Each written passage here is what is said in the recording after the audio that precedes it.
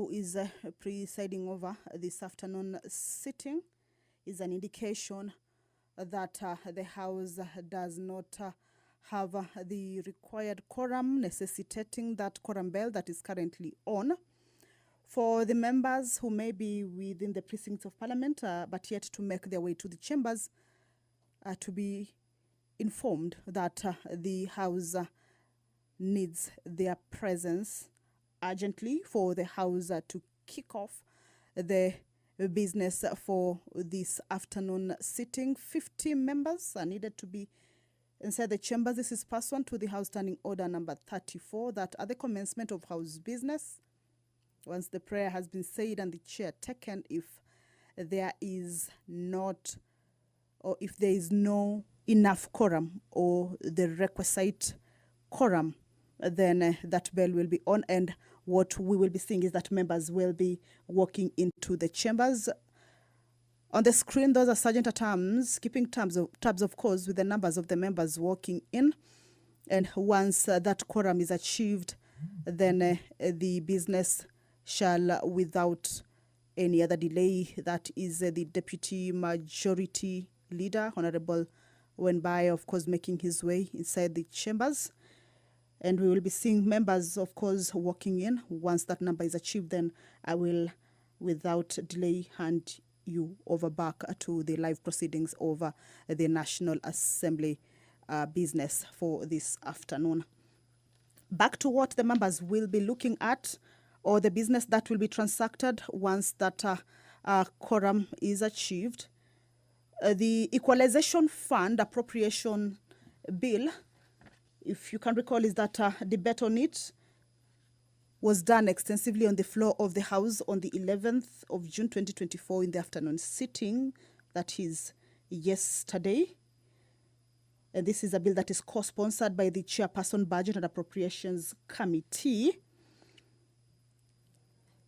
The Equalization Fund Appropriations Bill seeks to authorize the issue of a sum of money out of the Equalization Fund and its application towards the service of the year ending 30th of June to appropriate the sum for certain public basic services.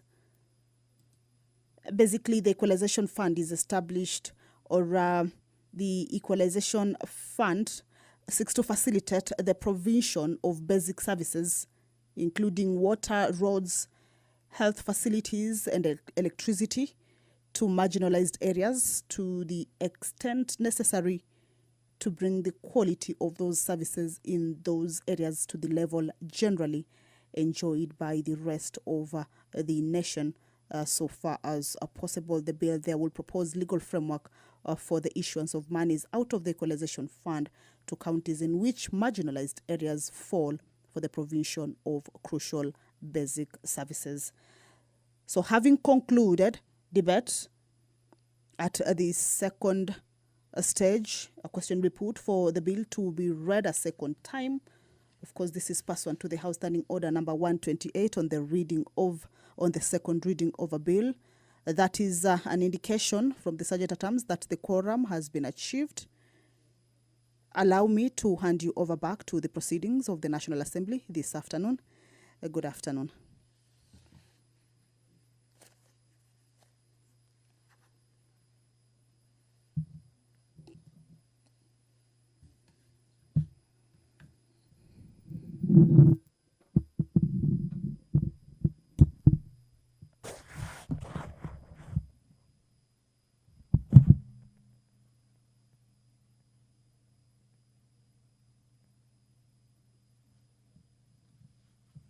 Me to recognize in the Speaker's Gallery a delegation from the National Chiefs Forum Welfare.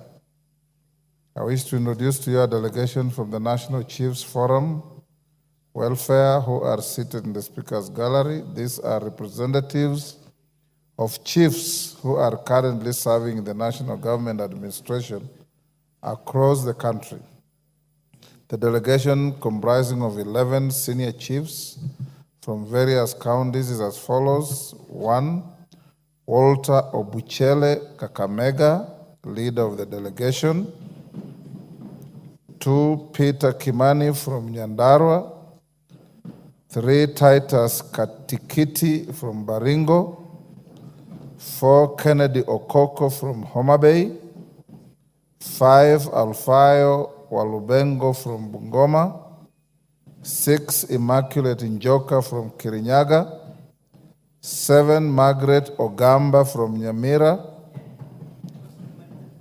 8, Magdalene Kariuki from Nyandarua. 9, Eunice Kiema from Kitui. 10, Jacob Madina from Kisumu. And 11, Isaac Ngare from Embu. Honorable members, the delegation paid a courtesy call to the office of the Speaker on my own behalf and that of the National Assembly. I welcome the delegation to Parliament and wish them fruitful engagements. I was requested by the member for Kisumu Town West. Is it east or west? West. So Rosa Buyu, you said one of the chiefs is from your place.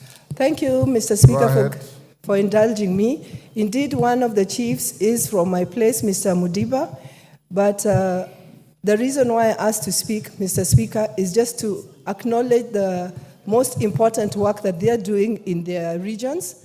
Mr. Speaker, we know that the chiefs and the assistant chiefs are our first point of contact, or the people's first of contact with the government, and they are doing a tremendous job.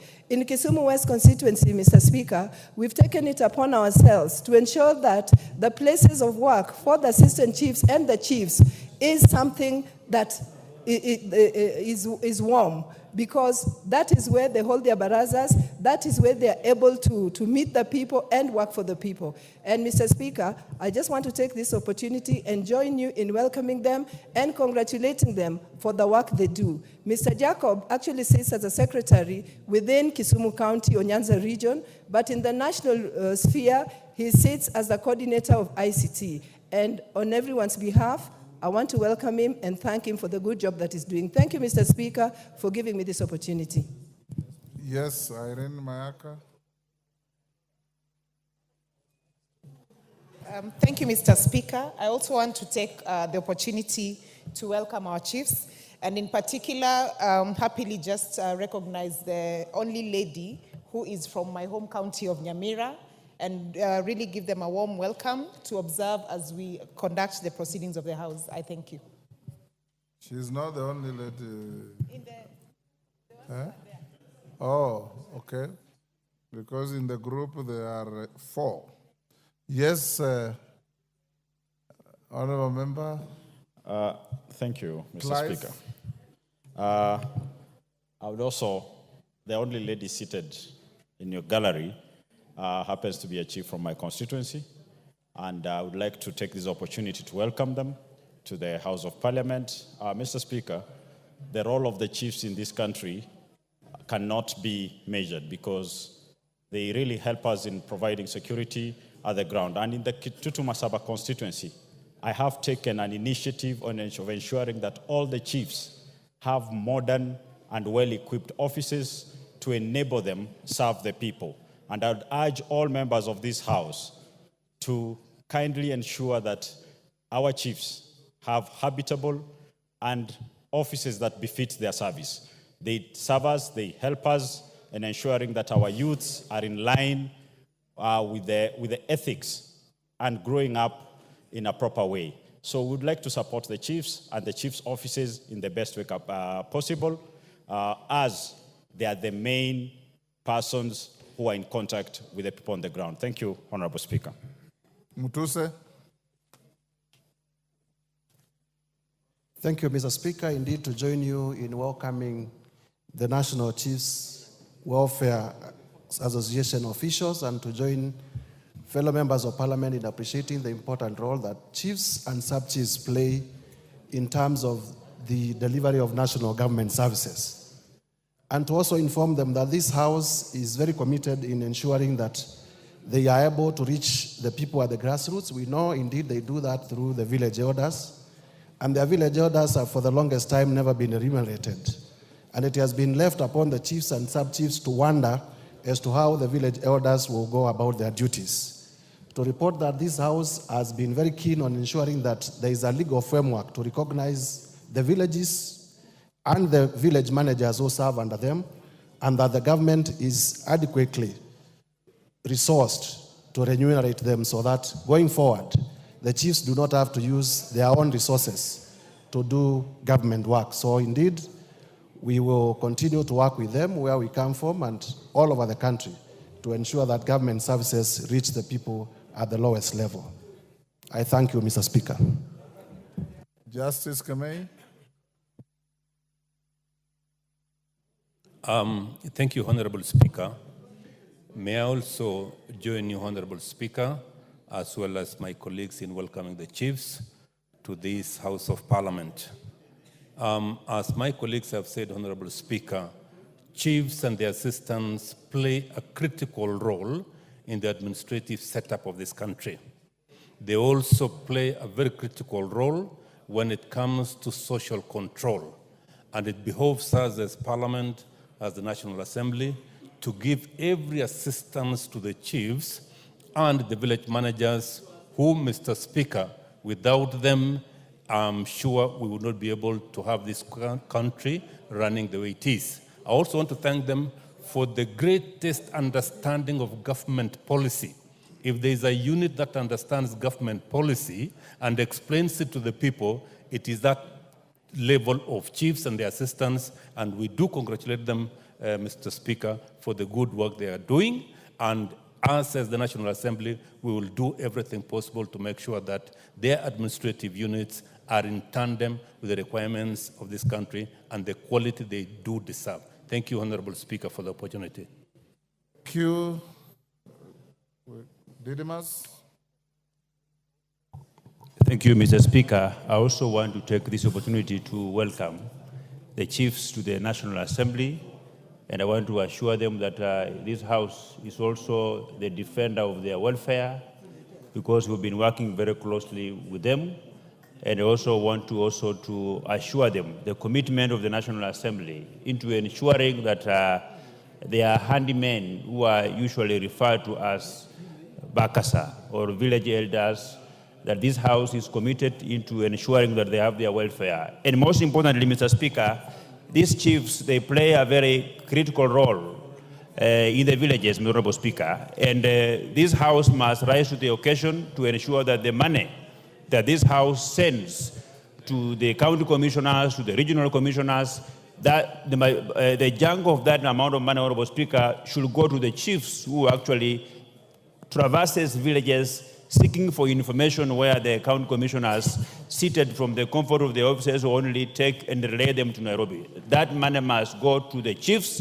The county commissioners don't require anything. They have the cars, they have the vehicles. Their vehicles are fueled. The people who require money for operations are these chiefs, Honorable Speaker. In this House, we must rise up to the occasion to ensure that the money is not just embezzled by the county commissioners and deputy county commissioners, but actually goes to the chiefs who do the spade work for them. I thank you, Honorable Speaker. Thank you, Nguna.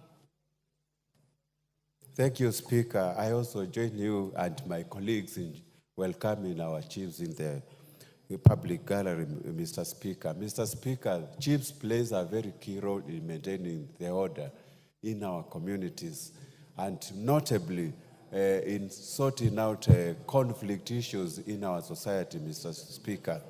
Let me also take this opportunity to welcome one of them, especially from Kitui, who is from my county, and the rest, because every time we do any meeting, public gathering, we always involve chiefs, Mr. Speaker. Issues to do with NGCDF, issues to do with bursaries, we always use chiefs in calling up the meetings, Mr. Speaker. With those few remarks, I'd say enjoy your stay in Parliament and just learn something and go back to the society to help them. Thank you, Mr. Speaker. Shinali, I'll give you. Thank you, Mr. Chair. Mr. Speaker, sir, I wish also to join my colleagues in welcoming the chiefs here, Speaker. First of all, I must thank you, Speaker, for recognizing the chiefs and inviting them in this August House, Mr. Speaker. Speaker, I want to appreciate the chiefs, the work they do. Most organs of the Republic and the government, Mr. Speaker, get information, including NIS, from the chiefs and their assistants and the village elders, Mr. Speaker. Mr. Speaker, I want also to confirm and encourage the chiefs, tell them that the members of parliament here in this assembly support that their village elders be paid, be given some stipends, because we realize the work they do, Mr. Speaker. Mr. Speaker, in the same note, Mr. Speaker, I want to urge the government that our chiefs should be made mobile, Mr. Speaker. There is a time they were given motorcycles, Mr. Speaker. This needs to be supported, Mr. Speaker, with the fuel and maintenance, and all the chiefs and assistant chiefs should be provided with motorcycles, Mr. Speaker. I thank their chair, Mr. Speaker, Chief Mukungu from Quisero, Mr. Speaker, whom I know, and I was excited, Mr. Speaker, when I saw him here. I will take this opportunity to specially welcome him, Mr. Speaker. Thank you, sir. Yes, Sirma, tumalize sasa. Sirma, then Meli, you'll close. Thank you, Mr. Speaker, for giving me the opportunity to also give my contribution towards the chiefs in this country. The chiefs are the people who are defending the public, although highly misused by the provincial administration, and at times they are fought by criminals because of the duty they are forced to without protection. Mr. Speaker, it has reached a time that we require chiefs to get back, to be given security again, which had been removed from them. Secondly, Mr. Speaker, I want to ask members of parliament to give dignity to the chiefs in the grassroots by building offices for them so that they can be able to change their offices from the barracks into a sitting place where they can serve the public. Because most of the chiefs do not have offices, but they will carry the rubber stamp, the letterheads, and all the manner of office equipment they require. Mr. Speaker, I want to ask members of parliament to give a chance and give the chiefs an opportunity to serve with dignity. Thank you, Mr. Speaker. Meli, close there now. Malulu. Thank you, Mr. Speaker. Last. Thank you, Mr. Speaker. Mr. Speaker, I rise to give my debate on this issue of the coming of the chiefs. That first of all, chiefs play a key role, a critical role in our society. Chiefs are actually almost the first line of national government administrators on the ground. It is through them that the government programs are publicized, issues of government campaigns, give issues of government publicity, and even more, they are actually the maintenance of law and order in our societies. Many chiefs in our society are actually the individuals who make sure that Kenyans understand government policies, government programs, through barasas, through meetings, through even seminars they attend. And I want to laud them because they do a lot of good work. Through the office of the chief, Mr. Speaker, Kenyans are able to solve their conflicts, they range from land disputes, family disputes, cattle rustling, and even maintenance of peace and order amongst communities. So, Mr. Speaker, that the chiefs, the leader of the Chiefs Forum or the Chiefs Association is here in the House is an indication that as a national government, we only need to empower them, build them offices, make sure that we give them modern means of communication. If it is the motorbike, we also give them even the money to run those offices. They are able to buy stationery. They are able to move across. And they are even able to buy airtime so that they can communicate amongst themselves and be able to curb crime or any other activity. In fact, even the immunization programs have been very successful in this country because of the role of the chief. So in effect, the chief is a very, very important person in the Kenyan society, and we really need to support him and to even give him security. At times, we feel very bad, Mr. Speaker, when you see chiefs being harassed or even being beaten up, and at times being killed because they have no security. So the national government needs to look into it and make sure that every chief within his camp, he has 2 or 3 police officers who are able to assist them. Thank you, Mr. Speaker. Asante. Maloli Njendi, you can close that now. Thank you, Speaker. I also arise to welcome the chiefs in the House and particularly appreciate the work they are doing for the country. Mr. Speaker, as I stand here, I also want to acknowledge that I'm a son of a chief. So the chiefs who are here are very important people, and I know with the work they do, there is a way God can always reward them, the way he rewarded my father by myself being a member of parliament. Mr. Speaker, what I wanted to note about the chiefs, during the reign of my father in the 70s, 80s, I would see the chief, then my father, had APs, administration police, at his call. That when there's a problem in the village, he would easily reach out to them. They would come and really help him to do some issues that were concerned with the security, like Honorable Meli is pointing out. So I would want to urge, I can see the Vice Chair of Administration Committee is here, that the amendments we are bringing on the floor that also involve the village elders to be recognized and be remunerated, they also add a clause there that will ensure the chiefs also have the APs at their disposal when they are serving the country, because they deal with very difficult situations, dealing with the land matters. And land matters, for example, in where I come from, usually result into fighting, death, etc., etc. Otherwise, I welcome the chiefs in the House, and I want to encourage them to continue performing their duties and ensure that their children also are acquiring education so that they can also reach high levels, even being the president of this country. Thank you, Speaker. Thank you.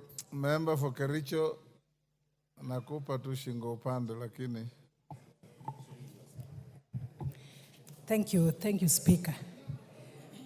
The Deputy Majority here is asking me if my chief is here, but the chiefs who are here belong to Kenya. So I stand to also welcome them to this National Assembly, and I want to appreciate the work done by chiefs.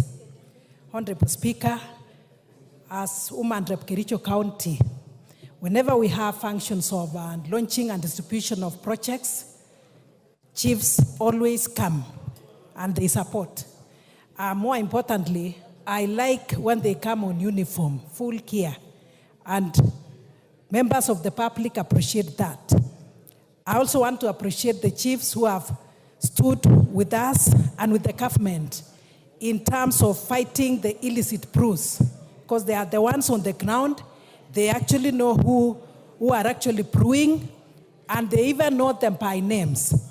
So I would request the chiefs to continue as we fight against that, not forgetting the gender-based violence which has become rampant, and especially in some parts of my county, the chiefs are the ones who give us information, and they also bring people together, and especially the families who are separated in one way or another. So I appreciate the work done by chiefs, and I say, let's look at their welfare.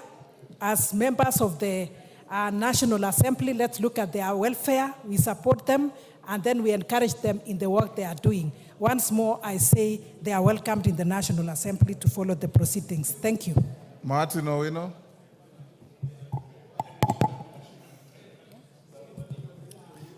Thank you, Speaker. Thank you so much for this time.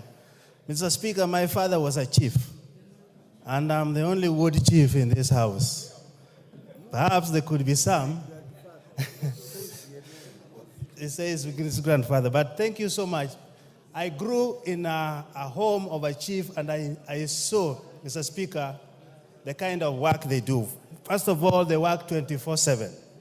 There is no holiday for them. Number two, they are also counselors.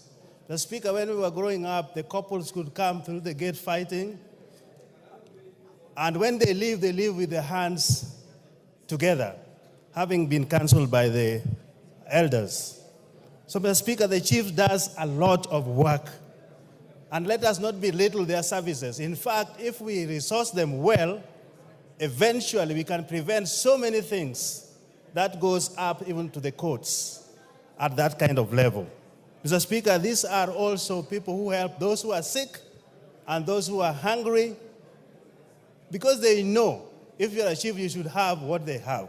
And that has been a problem. So I think in payback situation, Mr. Speaker, if we could consider their health package as well as their tuition for their children so that they can live comfortably. But I want to thank you, and I salute them all, and thank you, Mr. Speaker. Thank you. Next. Clerk. Order number 3, messages. Order number 4, petitions. Order number 5, papers. Majority Leader. Thank you very much, Honorable Speaker. Honorable Speaker, you know the Honorable Member for Kericho is asking me when I finished university. I thought I finished 1996, and she thinks when Jared Wino was still in kindergarten. Honorable Speaker, I beg to lay the following papers on the table of the House today, Wednesday, June 12, 2024, in the afternoon sitting. 1. Implementation of the recommendation of the Public Accounts Committee on the examination of the report of the Auditor General on the financial statements for the national government ministries, departments, and agencies for the financial year 2020 and 2021 from the judiciary. 2. Reports of the Auditor General and financial statements for the year ended 30th June 2023 and certificates therein in respect of 1. Kenya Fish Markets Authority, B. National Housing Corporation, C. Kenya Ports Authority, D. National Construction Authority, E. Kenya Fisheries Services, F. Rural Electrification and Renewable Energy Corporation, G. Lapset Corridor Development Authority, H. Kenya Urban Roads Authority, I. Kenya National Trading Corporation, and J. Energy and Petroleum Regulatory Authority. I thank you, Honorable Speaker. I beg to lay. Chairperson, Departmental Committee on Health. Bokose. Honorable Speaker, I beg to lay the following paper on the table of the House today, Wednesday, 12th June 2024. Report of the Departmental Committee on Health on the inquiry into alleged fraudulent payments of medical claims and capitation to health facilities by the National Health Insurance Fund. Thank you. Next. Order number 6, notices of motion. Chairperson, Departmental Committee on Health. Honorable Speaker, I beg to give notice. Honorable Speaker, I beg to give notice of the following motion, that this House adopts the report of the Departmental Committee on Health on the inquiry into alleged fraudulent payments of medical claims and capitation to health facilities by the National Health Insurance Fund, laid on the table of the House on Wednesday, 12th June 2024. Thank you, Honorable Speaker. Thank you, Honorable Bokose. Clerk, I want to rearrange the order paper a little. Can we dispose of orders 8, 9, and 10 before we come back to order number 7? Order number 8, the Statute Law Miscellaneous Amendments Bill, National Assembly Bill number 67 of 2023, second reading and question to be put. Order, honorable members, take your seats.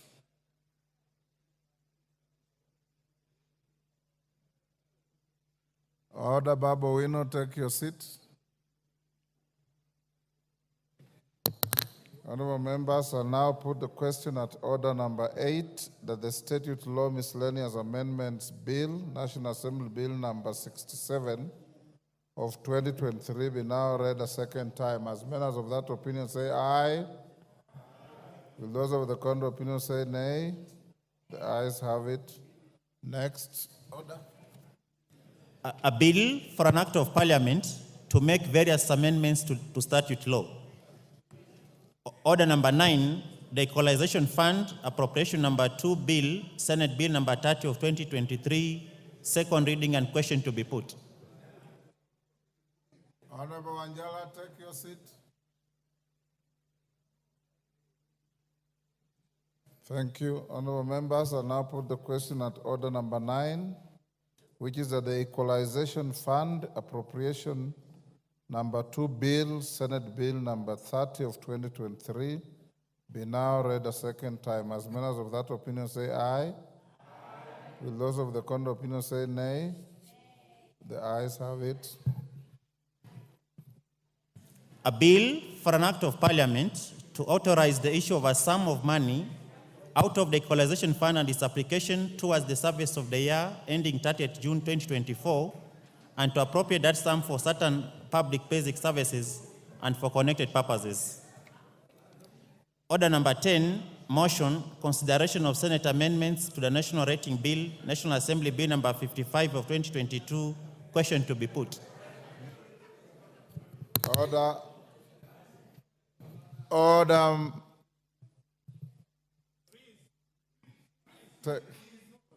Take your seat.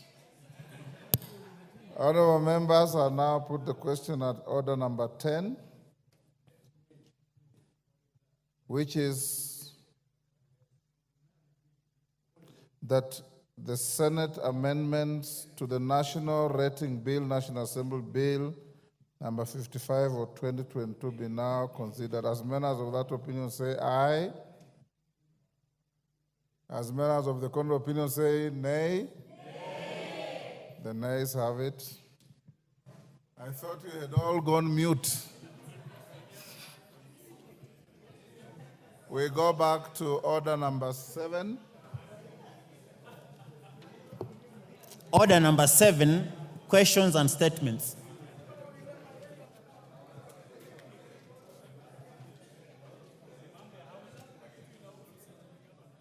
Honorable TJ Kajwang.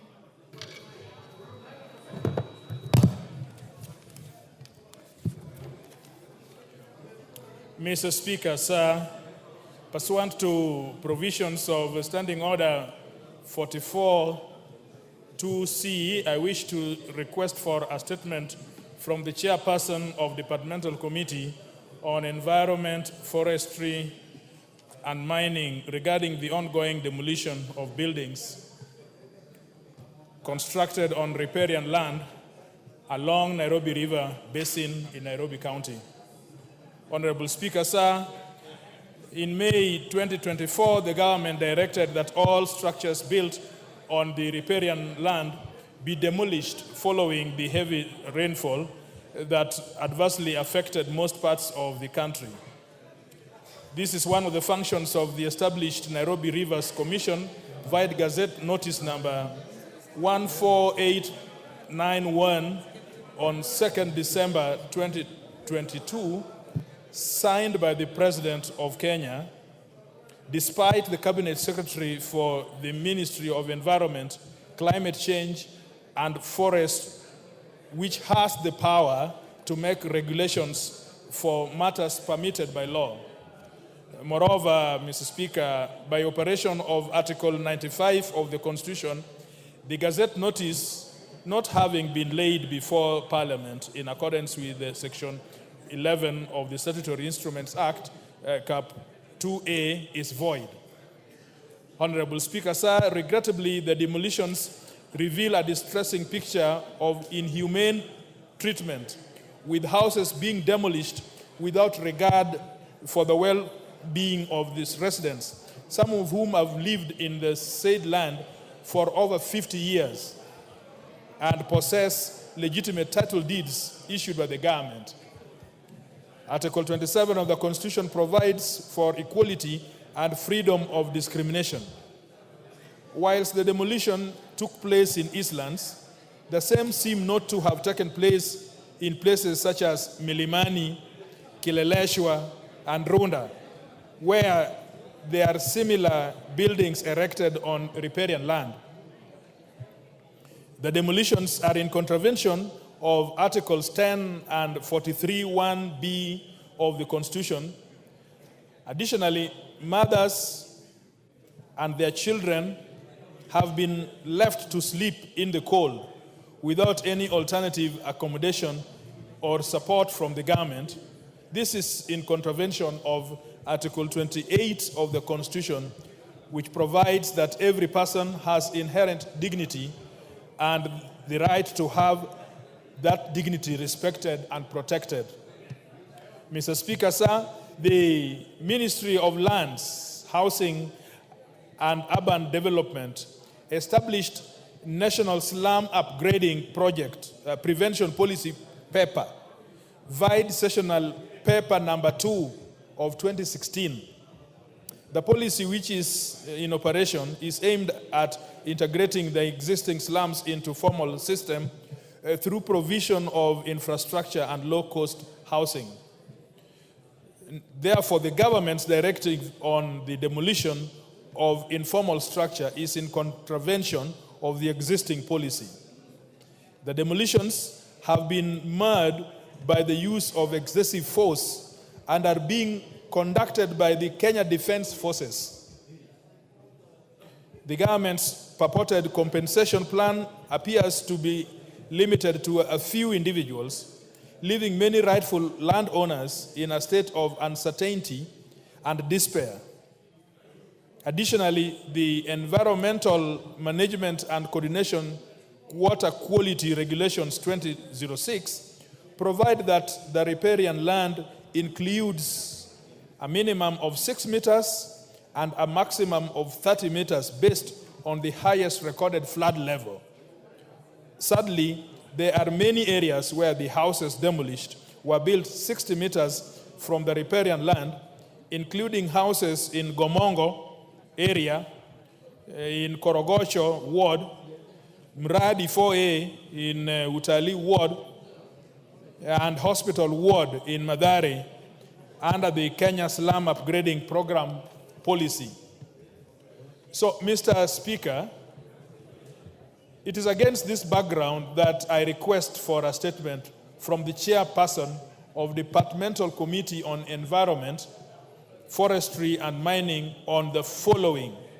Number one, could the chairperson provide a report on the constitutionality of the establishment of Nairobi Rivers Commission, including the legality of Kenya Gazette Notice number 14891 of 2nd December 2022, establishing the commission? Roman 2, what steps, if any, will the ministry put in place to wind up the commission if found illegally constituted? Roman 3, under what circumstances are officers of Kenya Defence Forces involved in the demolition exercise? A civilian function not within the purview of KDF. And the last, outline the measures put in place to ensure adherence with the relevant laws while exercising the said directive. I thank you, Mr. Speaker. Mr. Speaker, I just want to put a rider that Honorable Mwago last week made a statement within the following parameters, but Mr. Speaker, you directed, having been urged by Honorable Mwago, to direct the statement to Ministry of Lands. Yes. Upon research and careful reading, I have found that the ministry with the primary mandate is environment. So, Mr. Speaker, sir, may I urge you to even countermand the earlier directive under your discretion, so that both of those statements are directed to the Cabinet Secretary for Environment. Thank you.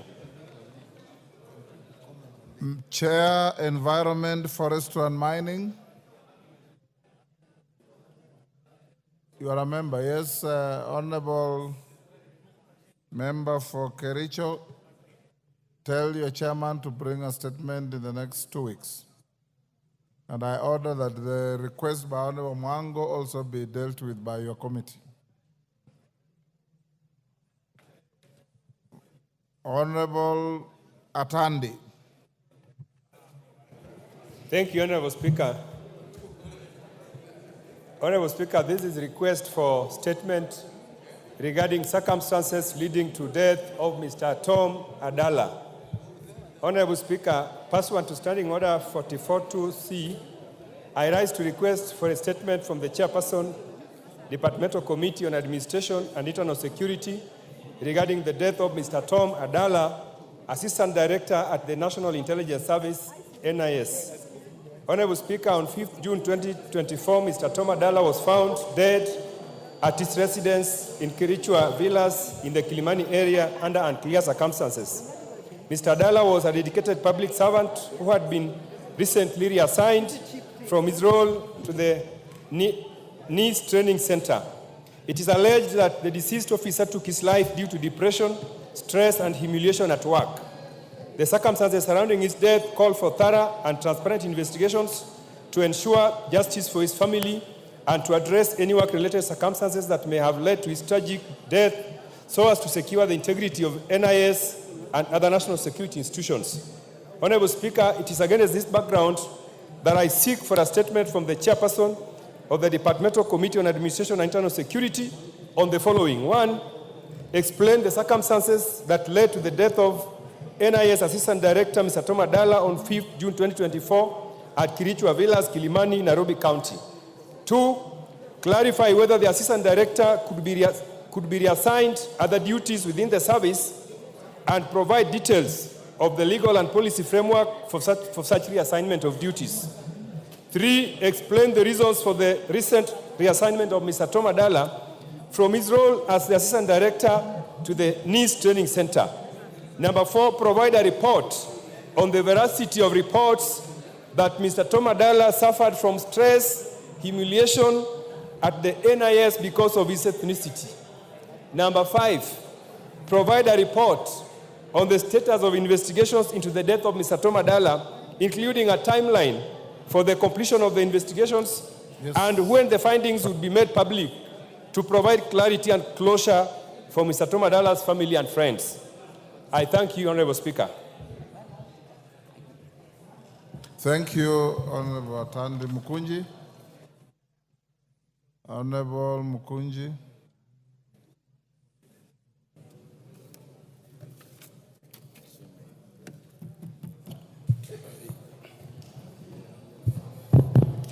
Thank you, Honorable Speaker. Honorable Speaker, pursuant to Standing Order 43, I wish to make a statement on the launch of 2024-2029 Kenya Young Parliamentarians Association Strategic Plan, launch scheduled for Thursday, 13th June 2024 at the JW Marriott Hotel.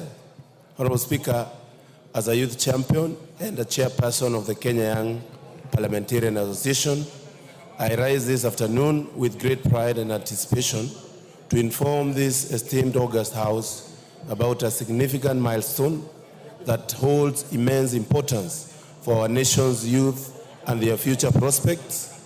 The theme of this momentous event is From Vision to Reality, 20 years and beyond. For the last 2 decades, Kenya Young Parliamentarian Association has been at the forefront of youth empowerment and advocacy, championing the interests of young people across Kenya. The association was established to provide young parliamentarians with a platform to collaborate, influence policy, and address the unique challenges faced by the young, irrespective of their geographical locations, religion, societal class, or political affiliations. Our association's unifying factor has always been the youth. Honorable Speaker, the development of KYPA strategic plan has been a comprehensive and inclusive process. This was made possible by the immense support and extensive collaboration with you, Honorable Speaker, our partners, and the stakeholders, whose insights have been invaluable in shaping the document.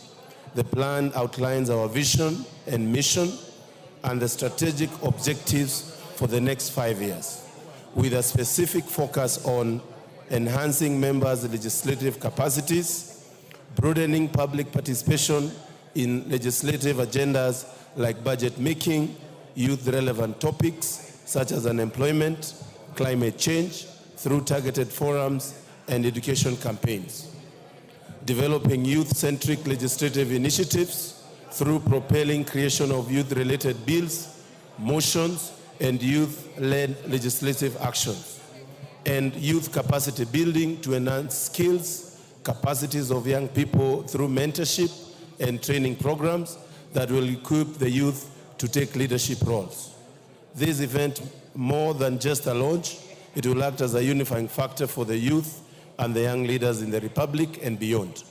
By bringing together young members from both National Assembly, the Senate, county assemblies across all political divides, we are demonstrating the power of unity and collaboration in addressing the issues that affect our young population and citizenry at large. The launch event will always provide a platform to celebrate our past achievement, highlight our strategic objectives, and reinforce existing partnership while fostering new ones. Honorable Speaker, I extend my heartfelt gratitude to our young members, partners, donors, and stakeholders for their unwavering support and contributions to the KYPA journey. As we look forward to the future, let us continue to work together in driving the youth empowerment agenda and ensuring that the voices of young Kenyans are heard and valued in every sphere of our society. Lastly, Honorable Speaker, it is my distinct pleasure and honor to invite young members to this auspicious occasion as we launch the 2024-2029 strategic plan, alongside His Excellency the President of the Republic of Kenya, Dr. William Samoei Ruto, who was a founding member of KYPA, and other dignitaries, Honorable Speaker. It is through this vision and support that such a noble initiative exists today. I thank you, Honorable Speaker. Thank you, Mkunji. Honorable Mumina Bonaya, MP Isiolo County. Honorable Member. Honorable Speaker, pursuant to provision of Standing Order 44-2C, I rise to request for a statement from the chairperson of the Departmental Committee on Labor regarding the interdiction of employees by National Health Insurance Fund. Honorable Speaker, Part 6 of the Employment Act elaborately outlines the processes to be followed by an employer in termination of employment, including the rights and obligation of both the employer and the employee. Regrettably, the NHIF has been unfairly dismissing employees in the recent past without following the stipulated procedures laid down in law. On 13th March 2024, the NHIF unfairly interdicted Kalicha Bonaya Guyo of personal number PF 1727, despite submitting a comprehensive show cause letter that exonerated him from the allegations leveled against him. Further, Huka Alake Hokicha of personal number 2310, who was a quality assurance officer at the NHIF, was also interdicted in similar grounds despite demonstrating compliance to the rules and the policies. Honorable Speaker, it is against this background that I seek a statement from the chairperson of the Departmental Committee on Labor on the following matters. 1.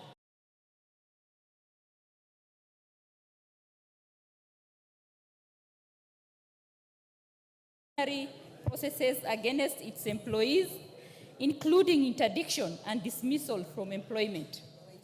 2, could the ministry undertake an inquiry into the cases of interdiction of employees at the NHIF and submit a report to the House on the matter, including compliance with the law on all disciplinary processes undertaken on employees, particularly with respect to Kalicha Bonaya Guyo and Puka Alake Okicha?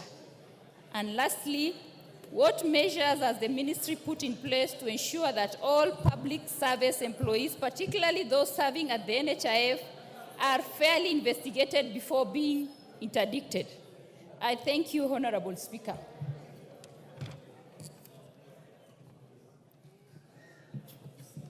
Thank you, Who is the chair of Labour? Is it Karemba or Alice? Eh? NHIF? Honorable Bonaya. And you sure you misdirected your statement? NHIF is under the purview of health. Did you intend to direct your statement to health or to labor? The issue has to do with the labor. Eh? Employment. Employment goes under labor. Okay, it's up to you. I thought it was a matter of NHIF should go to health. Majority Leader, is there anybody from the Departmental Committee on Labor? Is that the committee chaired by Karemba? Inform him to bring a response in 2 weeks. Honorable members, allow me to acknowledge in the public gallery students, even if they have gone, they were there. Gaikundo Secondary School from Krueni, Nyeri. Kievaluki Secondary School from Kangundo, Machakos. And Baricho Boys High School from Ndia, Kirinyaga. Even if they have gone, they should feel welcome in the presence of Parliament. Jared Okello? Yes, Order Okello. Yes, Minority Whip, sorry. Mr. Speaker, I wanted to seek your indulgence on a matter that is also very important to the House. Mr. Speaker, as you are aware, this month we are dealing with the financial issues, this month of June. And tomorrow we are going to have the CS here to give us highlights on the budget estimates. But after that, Mr. Speaker, we are going to embark on the journey of the finance bill. And I can see that a lot of public participation has been done extensively. Members have been engaged. And those views of members of the public are very important. So, Mr. Speaker, I wanted to seek your indulgence that the report of the committee should come early enough, should be tabled early enough, so that members can use that report to debate. Because, Mr. Speaker, the report might change the bill as it is fundamentally. So sometimes we have come across a situation here where members are debating the bill originally as it came, when the committee has recommended a lot of changes to the bill. So, Mr. Speaker, time is of essence. We are only remaining with 2 weeks, because by 30th of June we should pass that bill. So I was requesting your indulgence that the report must come as soon as possible to the House so that we can internalize it. Thank you. Yes, Majority Leader. That's a legitimate request. Yes, Honorable Speaker, let me thank the Minority Whip for that concern and to confirm to the House, Honorable Speaker, and the country that indeed it's true. A lot of public participation has been done by the Finance Committee. And Honorable Speaker, if you can protect me from this group behind here, led by the member for Mwatate. Mwashako and the member for Garsen. Thank you, Honorable Speaker. I was saying, Honorable Speaker, following the extensive public participation that comes to a close today, I am informed by the clerk's office that the Committee on Finance will retreat from tonight and all the way up to Monday. And hopefully they should be able to table a report from next week, Tuesday, when the House sits for the first sittings next week. And Honorable Speaker, it is also true that it is only upon the tabling of that report that members can be able to debate and even have a very clear public discourse on what will be contained in the final bill or what would become the Act of Parliament, Finance Act of 2024. Because, Honorable Speaker, I have seen even governors in funerals in churches, like the governor, clueless governor for Nyeri, debating the finance bill and saying he will vote no, as if he votes in this house. And you know that governor, Honorable Speaker, even has no idea of what is contained in the finance bill, has not even bothered to follow what the public discourse. And therefore, I would just appeal to even the governor for Nyeri. I know the people sending him are the same characters who are trying to mobilize members of parliament. And I must thank these honorable members of the National Assembly because they have refused to be incited against the finance bill and insisted on waiting for the report of the Finance Committee to read, understand what is now contained in that report, see what amendments come out of the public participation, then we make decisions based on what will come. But we cannot make decisions based on what some funny governor is saying in some church somewhere, Honorable Speaker. And I thank the Honorable Junet for raising that question because it gives us the opportunity also to put into proper perspective the workings and operations of the National Assembly and indeed Parliament. That we never preempt debate to go and debate things out there before they come before us. The bill is rightly before the Finance Committee. The Finance Committee is considering the bill plus the proposed amendments that have come from members of the public and other stakeholders and Kenyans at large. And I do hope the Finance Committee will work with speed to be able to table that report next week, Honorable Speaker. Thank you. Thank you. Jared, yes, Minority Leader. Honorable Speaker, I just wanted to add my voice to this very vital matter that has been raised by the leader, by the minority whip, Honorable Speaker. Indeed, the issue of the finance bill is so important that we need to get it right this time around. This time around, bearing in mind the public mood out there, it requires that we go through this process in a manner that gives members the time to interrogate the report and the attendant amendments, Honorable Speaker. Honorable Speaker, the reason why I'm rising is what I've heard from the Honorable Majority Leader say. The Honorable Chungwa has made some remarks or some comments concerning the governor of Nyeri,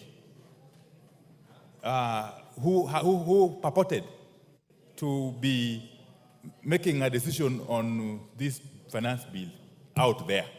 But he made more serious remarks beside that I was very concerned about, Honorable Speaker, if you indulge me for 1 second. The governor of Nyeri, that is Mutahi Kahiga. I listened to him, I couldn't believe that I'm listening to a leader who has been elected by the people in a county. That he was castigating the government of the Republic of Kenya. I'd like to request that could the majority leader give us the assurance that we will receive that in time instead of going into politics. This politics does not answer that question. He already gave that thank you. assurance. Rosa, maybe you are not listening. He said the report is likely, and I'll direct him to ensure it is tabled by Tuesday. Mr. Speaker, I think it was overclouded by all these political statements, which I don't think were part of what Junet had asked. Thank you, Honorable Speaker. Didymus.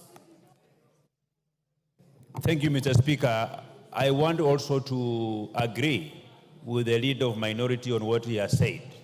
And Honorable Speaker, if you look at our constitution, anybody who engages in utterances that are against national values, that are against the national interests, anybody who makes utterances that appear to divide this country along how people voted, the tribal lines, those are grounds for impeachment, Honorable Speaker. I want to make it clear here, Honorable Speaker, that the utterances by the governor of Nyeri on what he said is clearly true, that that man is not fit to hold office, and I want to call upon ESCC to begin the process of removing him from office, because every Kenyan requires development. Wherever you come from in this country is not a criminal offense.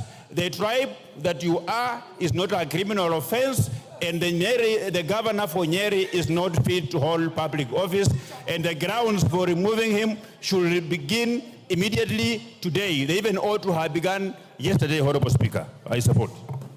Members, I don't want us to escalate this. I want us to. Yes, Farah Malim, I see you. Yes, Mr. Speaker. Agitated. I want to support the majority leader in his statements.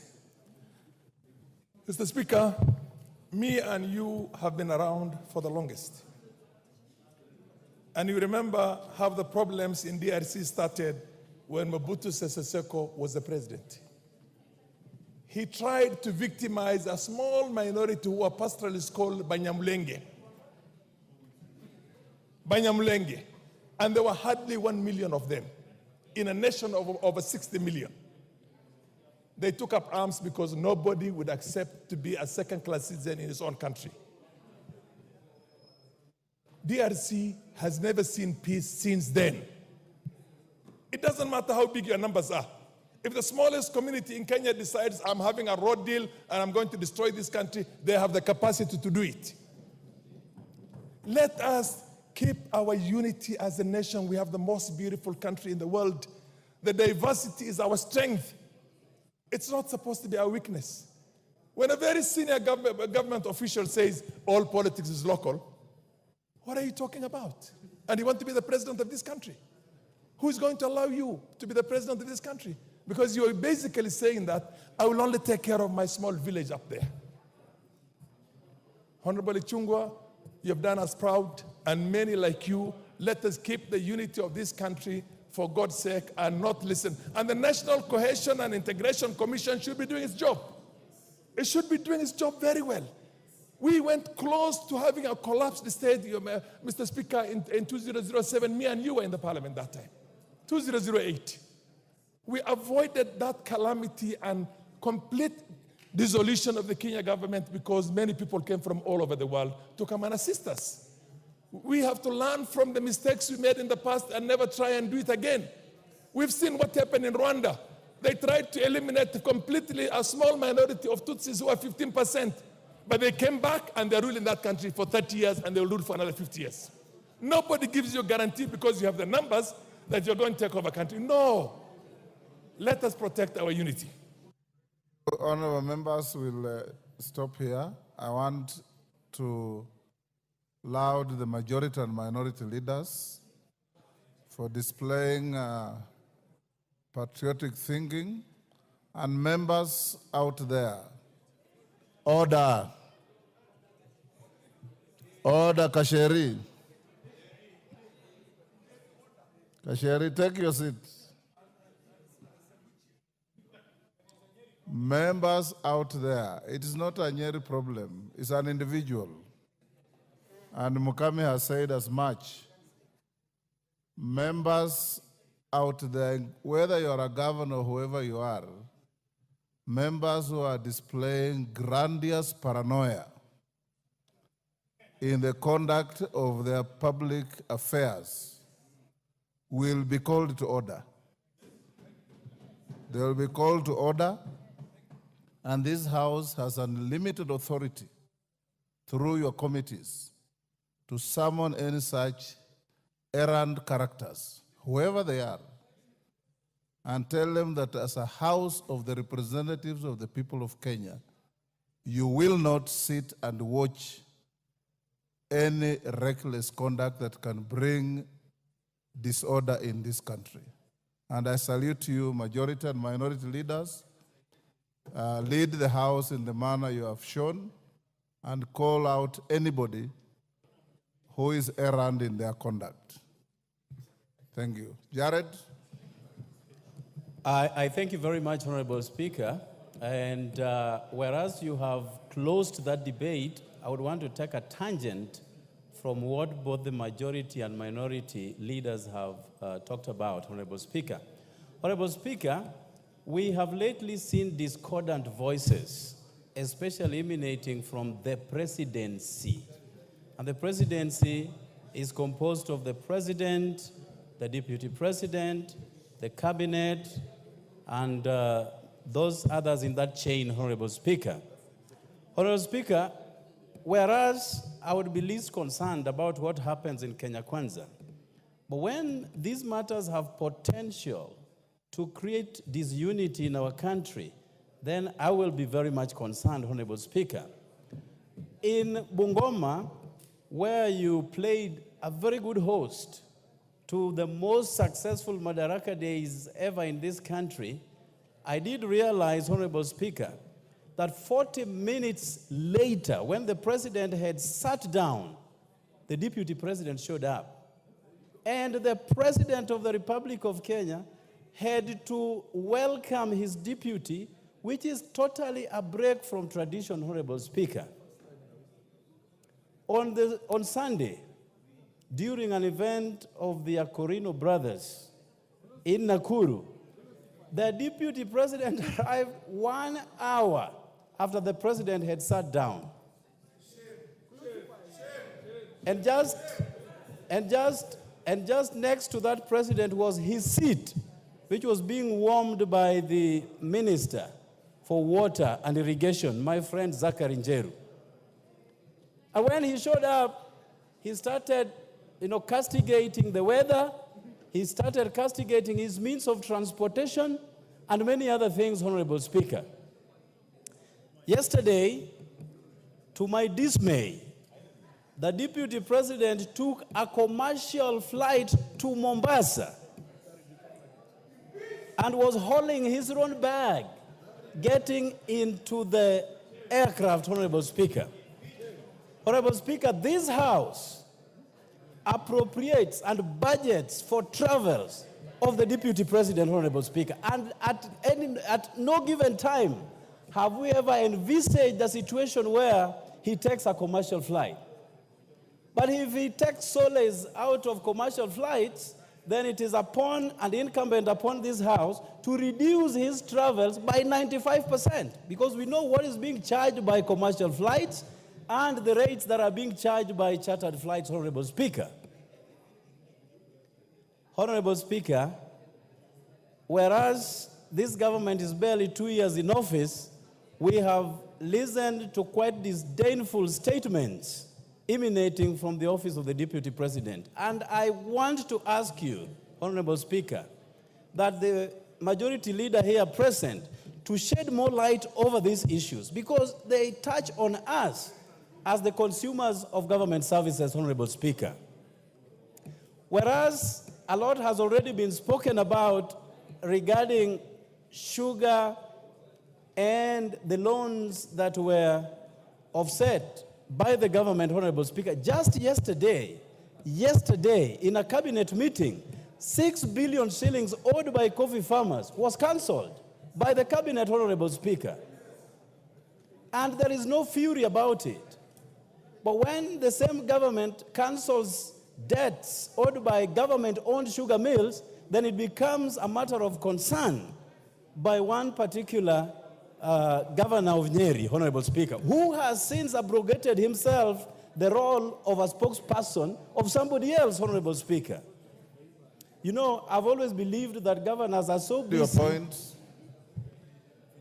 I've always believed, Honorable Speaker, that governors are too busy to even indulge in issues holding brief for others, Honorable Speaker. So, Honorable Speaker, these are fundamental, germane, and salient issues that, left unchecked, have the potential to create bigger problems for this country that we all love. So I implore upon my very good friend, Honorable Kimani Ichung'wah, the MP for Kikuyu, to shed more light on these matters. Otherwise, if there is a real problem that the Deputy President is suffering, that as a House we can help him solve, then this is the right platform. But if he's creating, disunity and playing victim at the same time, so that a particular section of the government would go a different way, then we want to know and call him to order. I thank you, Honorable Speaker, for the Yes, member for Kahawa. Mr. Speaker, Norwaraka. Mr. Speaker, in as much as this is music to my ear, but we are slowly digressing from the business of the House. I have heard names being made here And Mr. Speaker, you are the biggest advocate of protection that persons must not be named here adversely without a substantive motion. That side has a majority, supermajority, so they say. There is nothing that stops them from dragging that Gachiethe here so that they can impeach him. They can impeach him so easily by bringing him here and vote against him. So why should we divert from business of this house and enter into some charade and hypocrisy and politics instead of doing business which is before us? We know what you people are saying. We know the politics you are doing.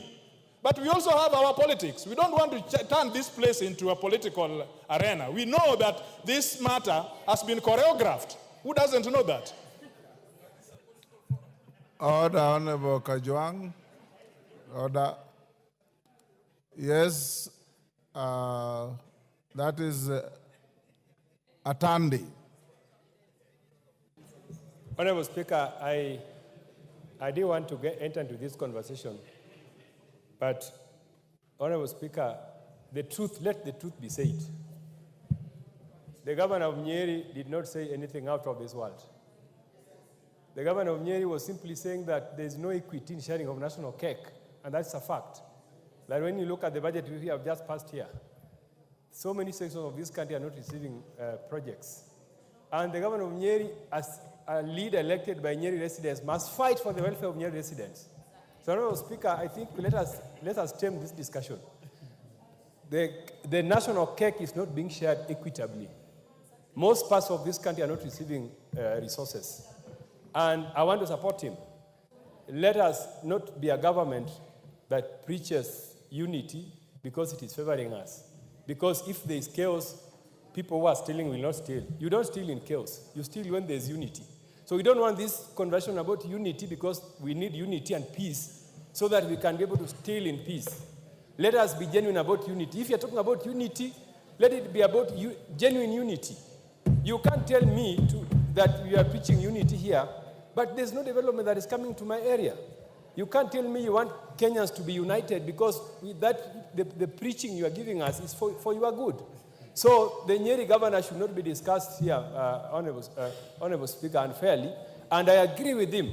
The government must ensure equity in sharing of national cake so that all Kenyans can be happy and be peaceful and be united. You cannot be united in statements, in empty statements. Let us be united. Let us have real unity. Real unity is about how many resources, how much money is going to Siaya, vis-a-vis how much money is going to Kiambu. How much money is going to Washington, vis-a-vis how much money is going to Kisumu. That is the unity that I want to hear about, not unity, empty statements about unity. I support the Nyeri governor. Thank you. Yes, Osoro. Yes. Thank you very much, Honorable Speaker. Honorable Speaker, what is happening today, or in the recent past, started like a joke from what many considered as mere statements by very top leaders of this country. It started from statements like, the shareholders claiming that there are some communities that really did not contribute to the formation of this government, calling other people shareholders and other people traitors, and people kept quiet. But, Honorable Speaker, if this House keeps quiet, the trend this country is taking will take us back to 2007, 2008, if we are not careful. Because it started from one particular leader, then it went down to what we'll call his supporters, or he recruited some speakers or a mouthpiece to speak on his behalf. And the recent utterances, Honorable Speaker, really shocked the nation, where somebody is questioning on the division of the national cake, how it should actually be shared, that it should be shared on how people voted. I mean, this is shocking. What he did say is that if we go by that formula that he was proposing, then he should also propose that a certain section of people or a region should then not pay taxes. They should also not contribute to the national cake in terms of paying of taxes. That is exactly what the governor of Nyeri meant. And that is extremely selfish, being extremely selfish. But more important, Honorable Speaker, to what Honorable Okello has raised, yesterday was a bit embarrassing. This House passed last year's budget, 2023-2024, and they allocated funds to every arm of government. The executive got their vote, and in particular, the presidency got a budget to help them run their affairs.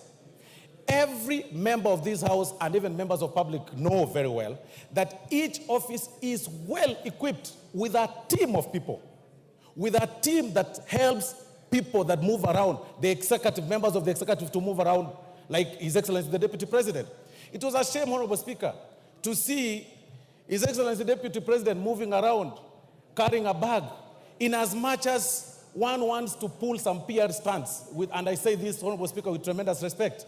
We should question, it is about time we question the members of staff that work with His Excellency the Deputy President. Where were they when he was carrying the bag? Where were they when they were taking pictures, and some of them, of course, standing behind him as he pulled the bag, which looked very empty, Honorable Speaker. And I think it must have been bought from the airport, Honorable Speaker. Because in as much as we appreciate the fact that... Order, Honorable Soro. I think what Jared Okello asked was legitimate. But let's not digress into discussing the conduct of the person, of the Deputy President. Jared Okello asked whether, and I saw it in the reason I allowed him to seek that statement from the majority leader is that the person of the Deputy President of this country is a responsibility of everybody. His movement to any part of the country has security implications. How he travels, who he travels with, where he goes, has security implications. So I saw it in the context that it is not a matter that is normal to see our Deputy President towing a bag on the airside to the aircraft, because you have appropriated resources to facilitate the work of the office of the presidency. That is how I understood Okello's concern.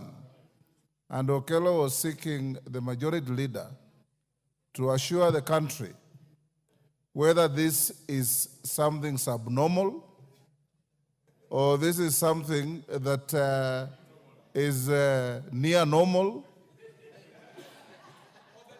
or somebody is saying is the new normal, but in security terms, it is not normal. And that's what I expect the majority leader to tell this House.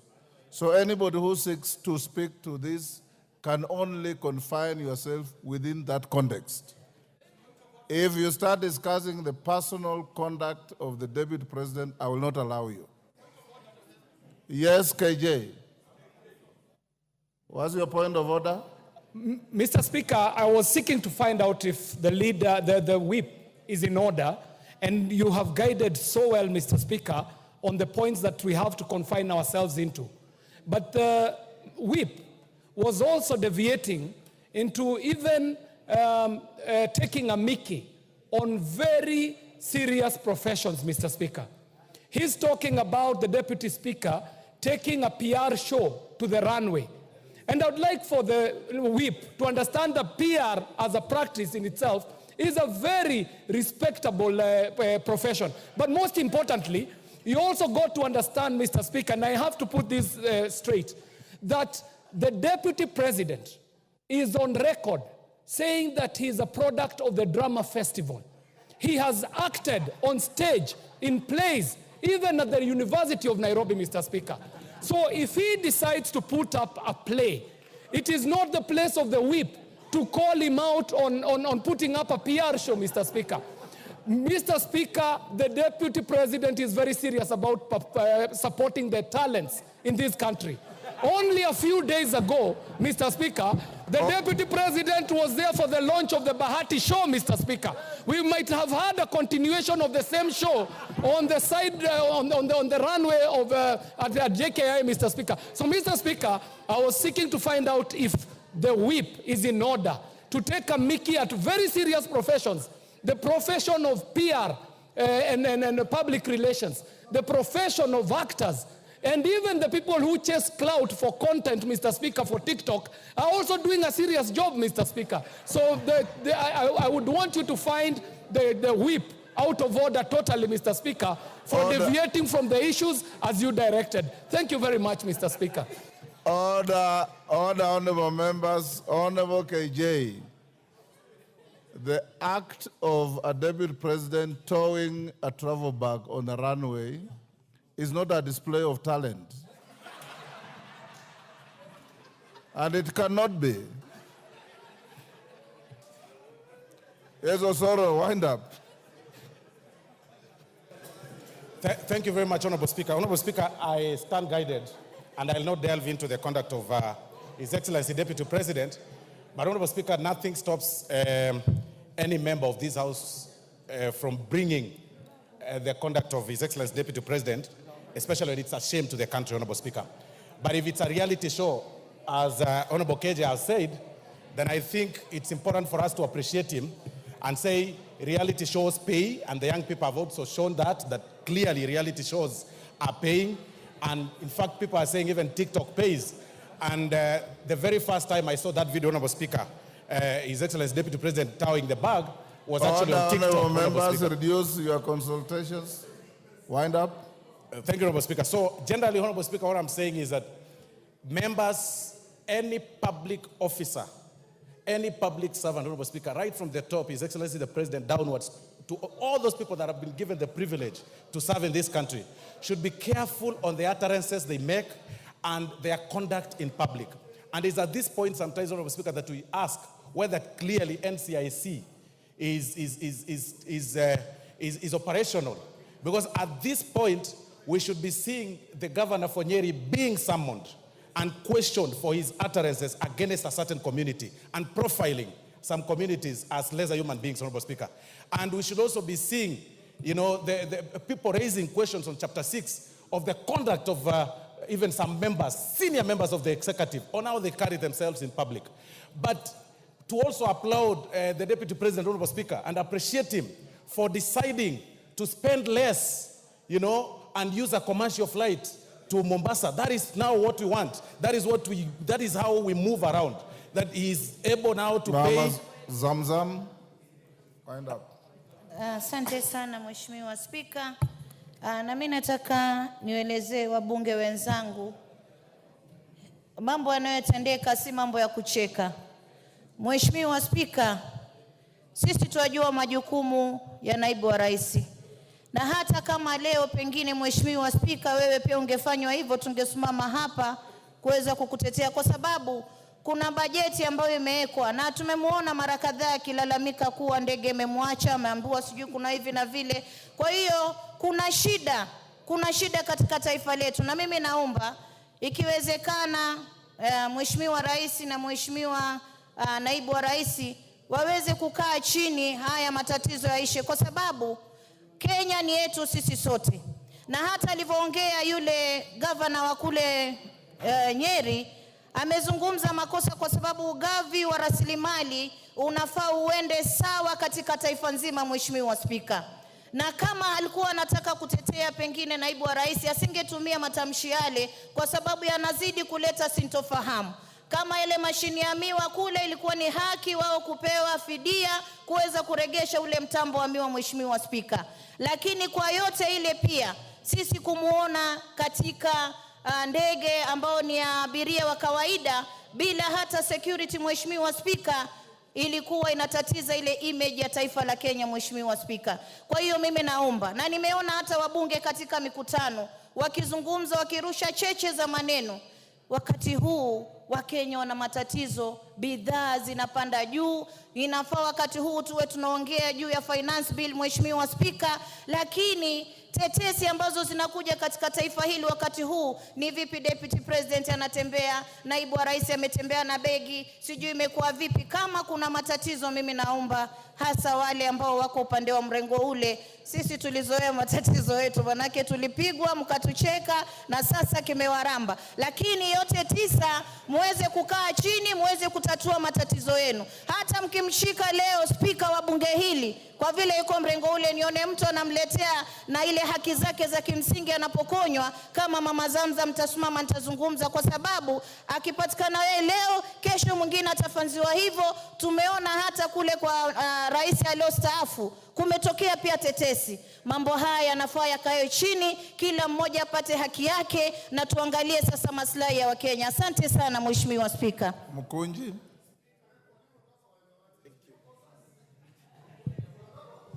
Honorable Speaker, I want to weigh on this issue, and I want to be very careful. Honorable Speaker, almost everybody who is speaking on this issue is my senior in politics and my senior in many of the things that we are doing. But Honorable Speaker, I feel that I need to put in a perspective of a newcomer in politics of Kenya. Honorable Speaker, while I really don't know how this country will be in a few years, I feel like we are changing tune and we are coming out in a way that we can even mess our democracy. Honorable Speaker, I want to call upon our senior leaders to embrace speaking in the rooms, and then they come out to tell us in very clear terms what is happening and what is going in the country, Honorable Speaker. Honorable Speaker, I was also very worried when I saw the Deputy President carrying his own bag. And I felt sad because if I was there, I could have carried for him the bag. Was he carrying or towing? He was carrying the bag, Honorable Speaker, and it looked like a bag that wouldn't fit even in the carrier side of the plane. And Honorable Speaker, I feel this is something that the majority leader must clarify to this House. Why would we have the Deputy President carrying a bag in a commercial flight? And Honorable Speaker, I also feel we are getting into the conversation of how to save on costs. And we need to embrace what the Deputy President has brought about, that we should be able to travel together with our colleagues who are not senior members of our society. But Honorable Speaker, we have bigger problems to think about. And Honorable Speaker, I want to say that in our community, Embu, right now we are reeling with a lot of poverty because of the ban of Mogoka, Honorable Speaker.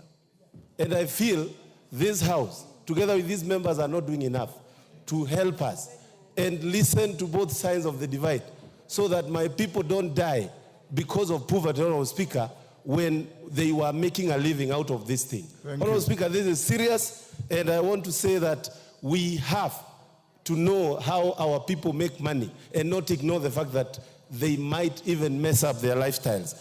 Honorable Speaker, while I'm finishing, I also want to say that reading the standing orders, I'm happy with your guidance that we should not, without a substantive motion, speak about characters of our senior leaders, especially leaders in the caliber of the Deputy President and the President. So we are still learning on how to handle these things, but I would really urge, even us here as members of Parliament, especially from this government side, we need to even have a kamukunji and speak and guide our leaders if they are not guiding us right. And that will really help us as we move on. And I hope the majority leader has heard me. Thank you, Honorable Speaker. Junet? Yes. Mr. Speaker, this matter that has been raised by Honorable Jared is really a matter of national importance, because we are dealing with the offices of the President and the Deputy President. The presidency. Office of the Presidency is saying, Wanjala, the MP for Budalangi. Mr. Speaker, yesterday I watched in the social media the Deputy President carrying a bag in the streets of Jomo Kenyatta. what struck me, Mr. Speaker, in that episode, as somebody who has traveled a lot, is the kind of bag the Deputy President was carrying. That one really struck me. That kind of bag is not for the Deputy President. That bag is for something else. Another thing that struck me in that episode is what was the content of that bag, because the Deputy President could not even give it to his bodyguard. He had to hold it himself in person, Mr. Speaker. What could have contained in that bag, Mr. Speaker? I don't know whether a committee of this parliament can get to know for us. What is the content of that bag that you cannot even trust with Ngunjiri Wambugu was behind him, that he held for me this bag, Mr. Speaker? I don't know whether Mr. Speaker, those are the two things that struck me in yesterday's episode, political. But having said that, Mr. Speaker, why are we discussing this matter here? The only place that can hold the presidency accountable is Parliament, Mr. Speaker. They are held accountable here, constitutionally. You know, Mr. Speaker, you can hold somebody accountable in the sense that if it is your responsibility to dismiss him from the job he has, then you are the only one who can hold him accountable. It is a clear provision in the Constitution that this is the house that can remove anybody who occupies those offices, Mr. Speaker, and you are a senior lawyer. Mr. Speaker, if what I am seeing, or this trend I am seeing continues, you know very well, Mr. Speaker, the Constitution says a state officer must bring honor, dignity, and respect to the office he's holding. Mr. Speaker, you cannot demean the office you are holding and you expect to attract dignity and respect. Mr. Speaker, let's call a spade a spade. If you want to politic, that is fine. If you want to go and talk in a church, in a public burial place, that is fine. But not to the extent of demeaning the office of the Deputy President. Even the office of Member of Parliament cannot be demeaned, Mr. Speaker. When some of our colleagues misbehave, we take offense.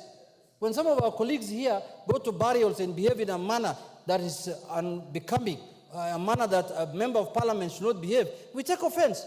We say, no, we talk to them, don't behave that way. As a whip, I guide them in my office. You can't behave like this. I don't know whether the executive has a whip. The whip of the executive now must come in. I don't know whether it is the majority leader who is the whip of the executive. But a majority leader, if somebody is not interested in any job, there are Kenyans who are interested in that job. Why don't you do something? We are here to execute it. There are many Kenyans who can perform. Men and women.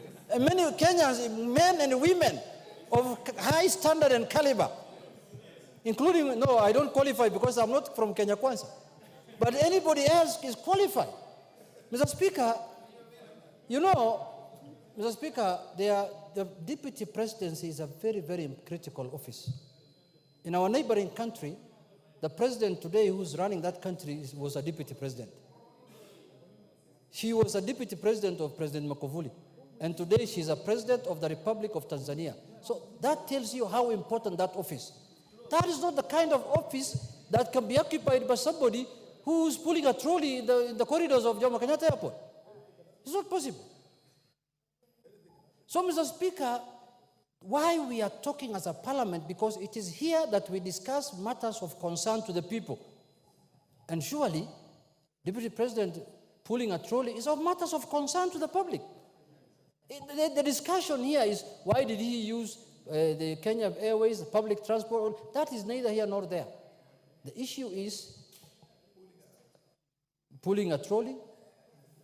The issue here is, are we as a country having the presidency, giving the presidency the kind of respect that it deserves, Mr. Speaker? And I'm not absolving blame from anybody. Anybody who has not done his work, he can be held accountable. But, Mr. Speaker, let me conclude by saying this. Mr. Speaker, people take these offices casually. And somebody thinks that if I become a deputy president, I cannot be held accountable by anybody. A member of parliament will hold you accountable. And the Constitution has given him that provision to hold you accountable. Any member of parliament, by the way, it doesn't matter whether you're Kenya Kwanza or Azimio, any member of parliament can hold you accountable for actions and anything that you speak.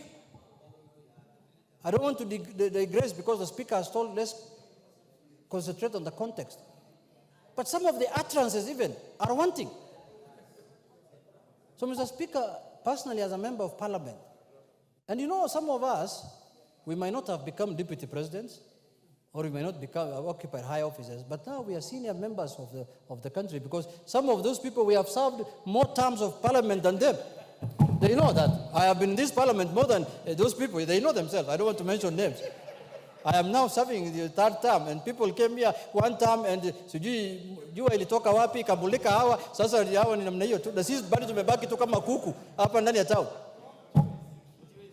So, Mr. Speaker, I want to say this, that let us respect the offices we are holding.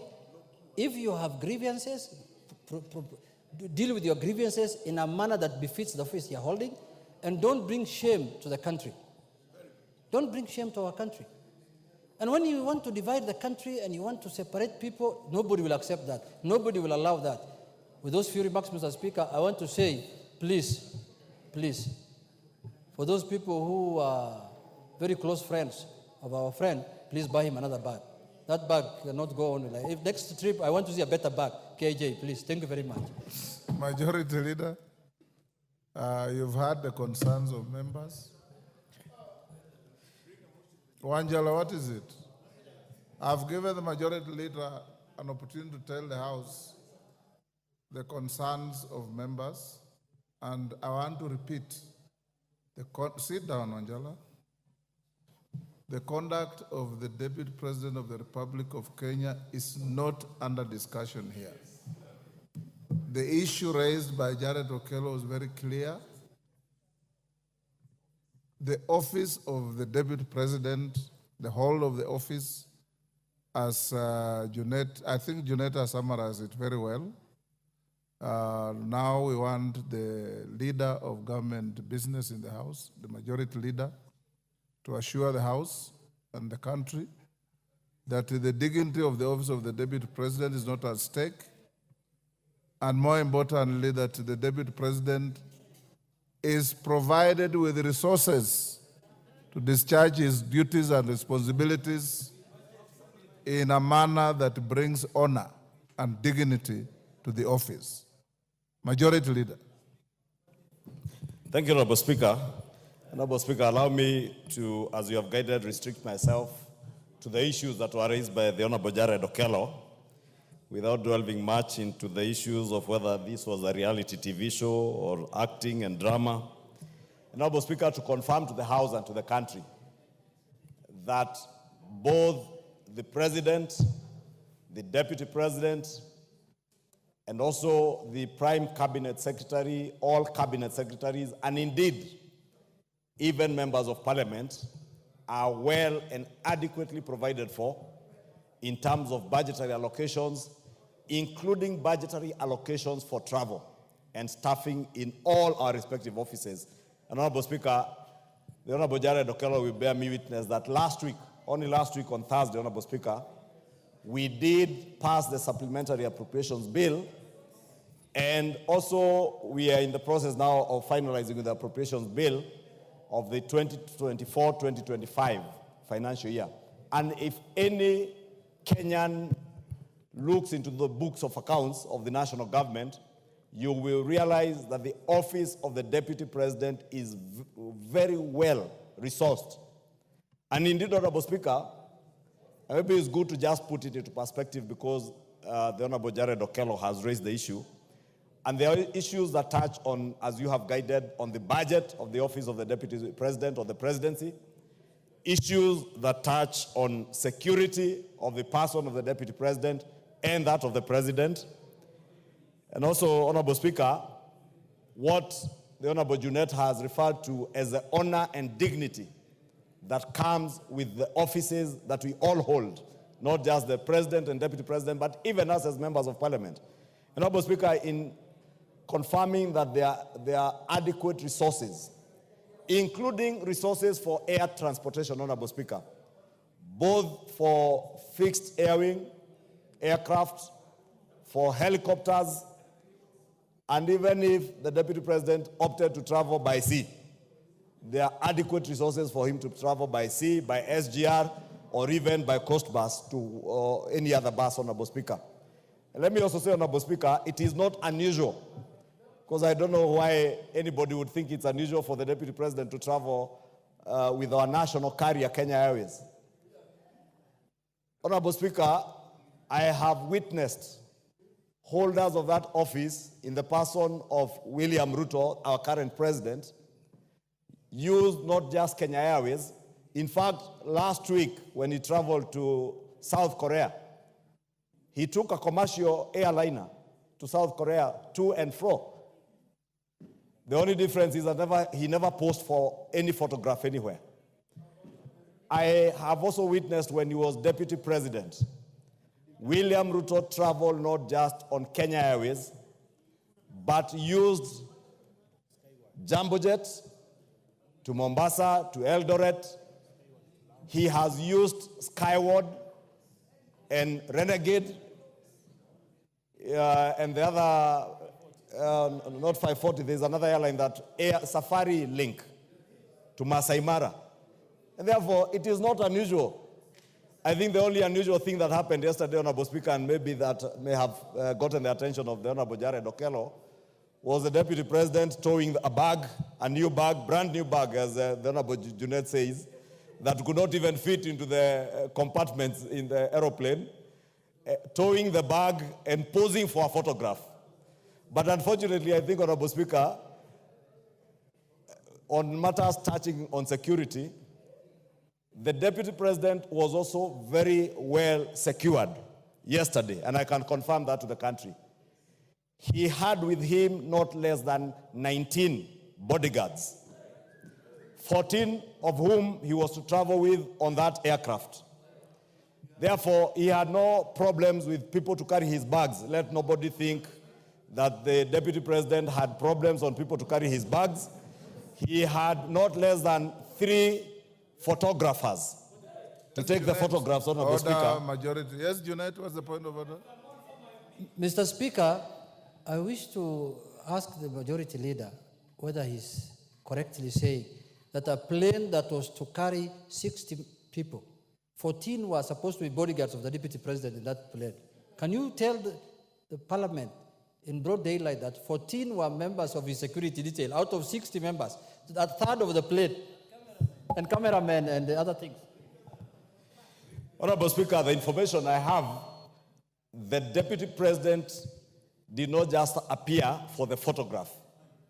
The Deputy President was driven to the airside with his full security detail, including the presidential guards that guard him from the Wrecker Squad. They were there with him.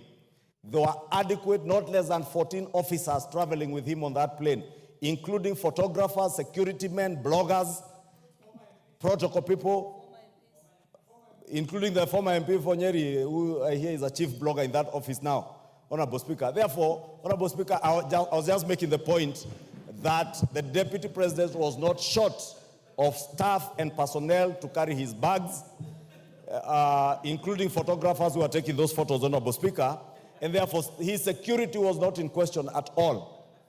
Two, Honorable Speaker, in terms of the dignity and honor that comes with that office, Honorable Speaker, I think the Deputy President had this flight paid for by the government of Kenya using taxpayers' money.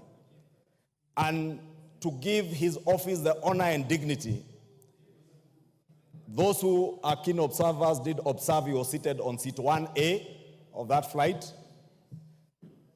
The chief blogger in his office, the former member for Nyeri, was seated on seat 2A. That's in the business class, Honorable Speaker.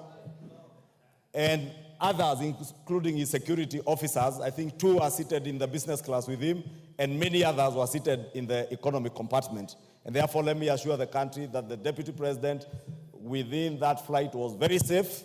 There is nothing unusual in him taking commercial flights.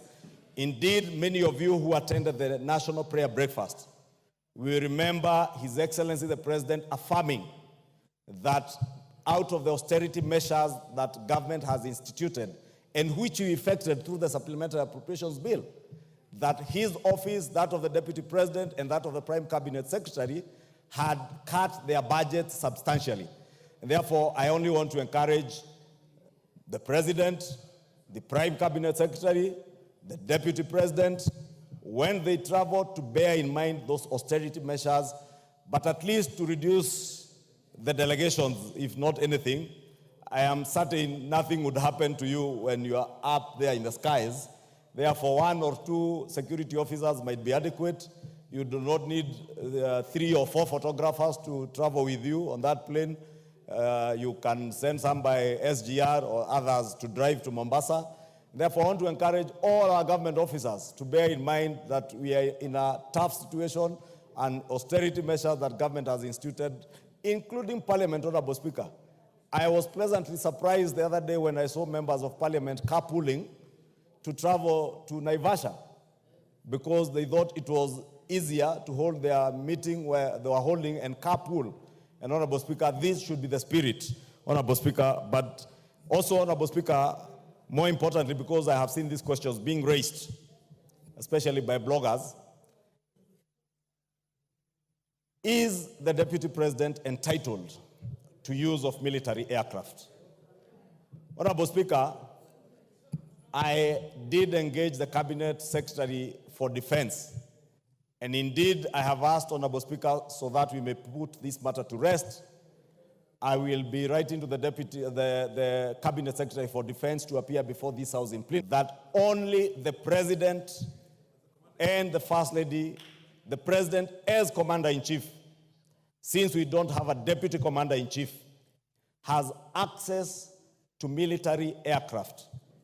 The Deputy President has a police aircraft designated for his use, which currently is under maintenance, and the Cabinet Secretary tells me in the next few weeks they will have finalized with its maintenance, because it is not just a police aircraft that is maintained by government, but whenever the Deputy President is flying that aircraft for his safety and security, bearing in mind the office he holds, is usually flown and operated by Kenya Air Force pilots and servicemen, Honorable Speaker, so that we can assure the Deputy President's safety, assure the country of the Deputy President's safety. Honorable Speaker, when the Kenya Kwanza government took over, I am also informed, Honorable Speaker, our defense forces would occasionally allow senior government officers to use their aircrafts at times on request. And ordinarily, government policy is when any senior government officer like the Deputy President or the Prime Cabinet Secretary intends to use a military aircraft, because these aircraft are designated for operational work by the military, to request for use of a particular aircraft, whether it's a helicopter or a Dash 8 or a fixed-wing aircraft, through the office of the head of public service, Felix Kosgei. Honorable Speaker, let me put it on record because I have checked those facts. The day that the Honorable Okello refers to on Madaraka Day, the office of the Deputy President never, because I would not know why he decided to get late, because either way you could also choose, like the Honorable Speaker chose, to go and spend the night in Bungoma or in Kisumu and be near the function, or wake up early like many of us did to travel. The same with the incident that the Honorable Jared Okello speaks to this Sunday in Nakuru at the Akorino Church. It is true, the Deputy President arrived over an hour later than the President. The President was magnanimous and courteous enough to be able to receive his deputy. And, Honorable Speaker, I can also confirm, because I was to join you in Laikipia, we left Nairobi at exactly the same time with the Deputy President at about 10:44 a.m. when his chopper was lifting from his current residence. Honorable Speaker, we traveled together. There was a slight challenge with the weather, I can confirm, Honorable Speaker, around Mount Longonot. and we were able to maneuver through within a period that did not exceed 5 minutes.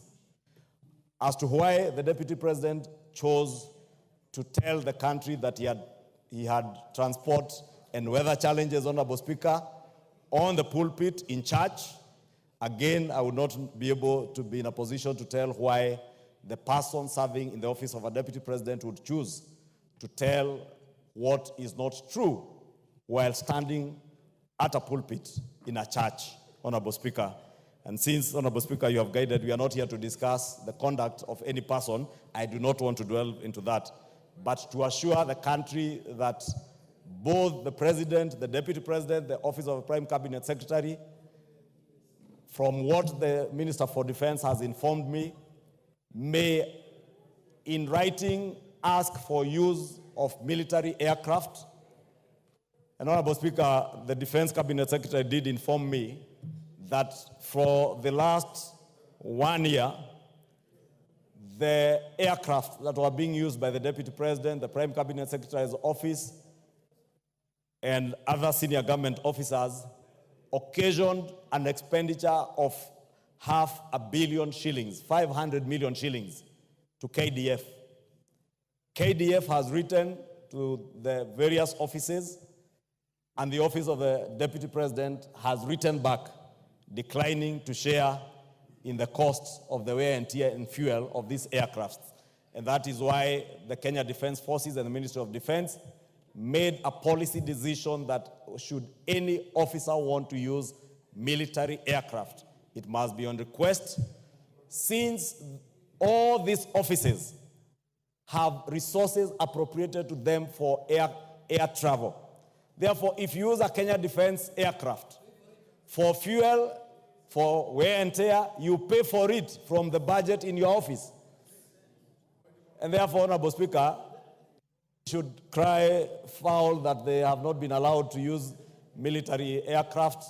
Only the President, as Commander-in-Chief, has unfettered access to use of military aircraft, but that aircraft that is designated from the Kenya Police, that is under maintenance, and I must insist, that maintenance, Honorable Speaker, you've seen what has happened in our neighboring country and our compatriots in Malawi, and may the Lord rest the soul of the Vice President of Malawi and the people who perished in the air crash, in internal peace, Honorable Speaker.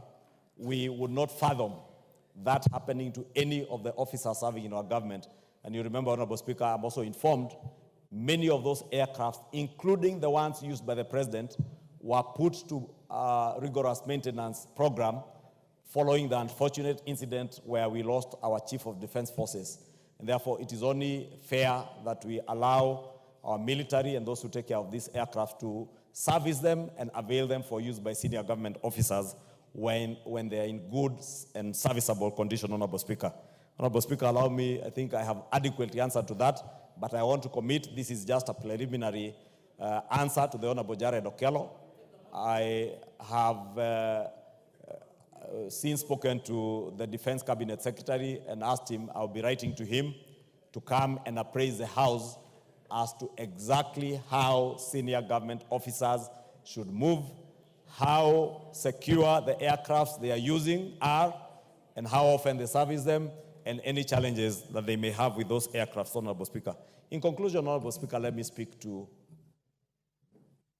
many people, Honorable Speaker, because I saw a very unfortunate post yesterday on social media by those bloggers who work in those big offices, Honorable Speaker, anticipating the demise or the occurrence of a vacancy in the office of the President.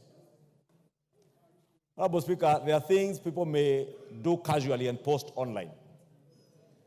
And I remember, Honorable Speaker, when my predecessor, the Honorable Charles Jonjo, was Attorney General and Minister for Constitutional Affairs, he made it treasonable to even imagine the death of a president. We are not in that age, Honorable Speaker. But it's unfortunate that bloggers who work for senior officers of this government can post write-ups on social media either wishing, anticipating, or praying for the occasioning of a vacancy in the office of the president and purporting that the deputy president is only an inch away from the presidency should anything happen to the president. Honorable Speaker, these are things we may take lightly. Just as we may take lightly the talk that you referred to by the governor for Nyeri, or indeed the talk about people going to their villages. And I want to agree with Honorable Osoro. These are the kind of things, Honorable Speaker, in 2007, 2008 that led us into the problems that we got into with post-election violence. When people were told to go back to their villages. Honorable Speaker, it is true we all come from villages. But please, when we hold senior government positions, we must grow beyond our villages. We must remember that we bear a greater responsibility to the people of Kenya way beyond our villages. And whatever words we utter out of our mouths, Honorable Speaker, must be words that unite the people of Kenya, not those that create divisions. Because if you create division, Honorable Speaker, you are bringing dishonor. And, Honorable Speaker, dealing a big blow to the dignity that the office you hold would have, Honorable Speaker. Lastly, as I said, Honorable Speaker, over the weekend elsewhere, respect is earned. Respect is earned. Honorable Speaker, there are members of parliament here who have suffered.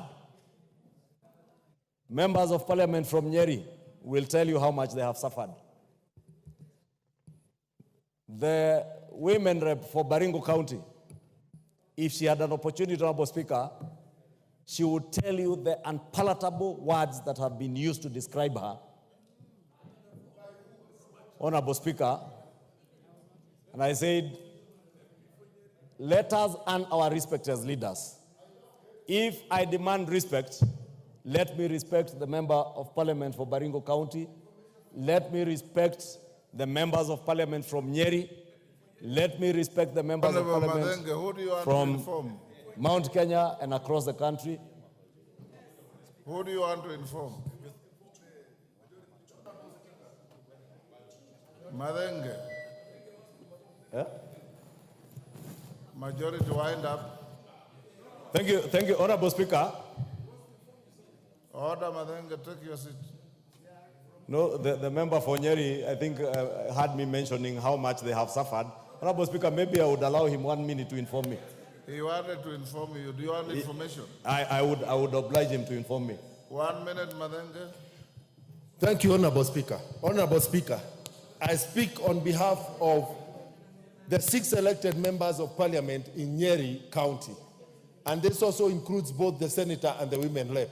We have really suffered intimidation and blackmail. And it is imperative that as elected leaders, we be allowed the space to execute the mandate that the ordinary people in Nyeri gave us when they voted for us.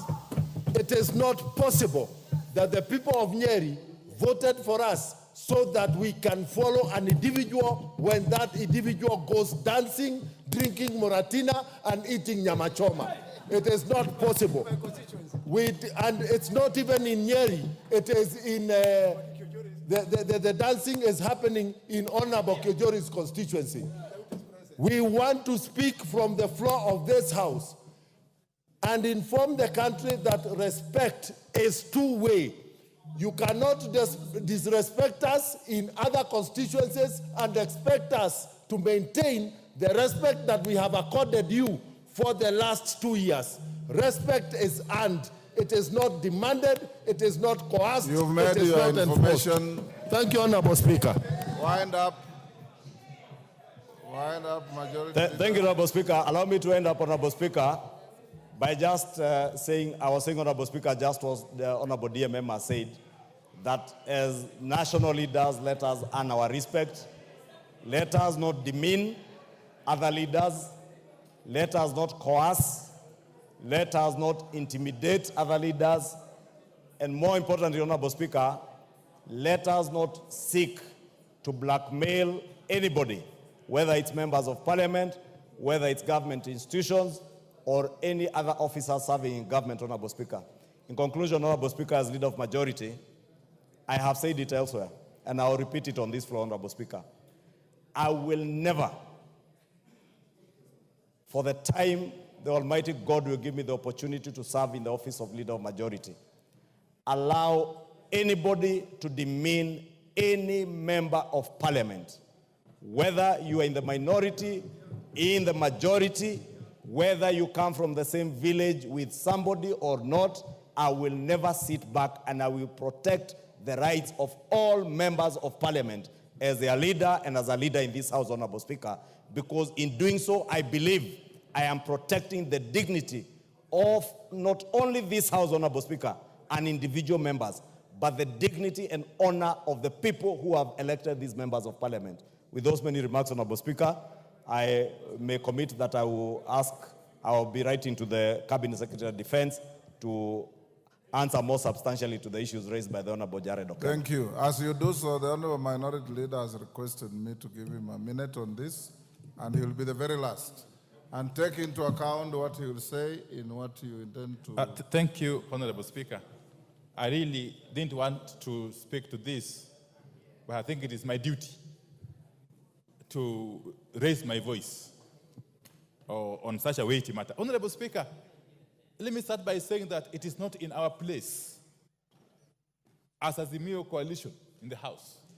It's not part of our responsibility to meddle in the affairs of the executive or to attempt to provide solutions to the executive.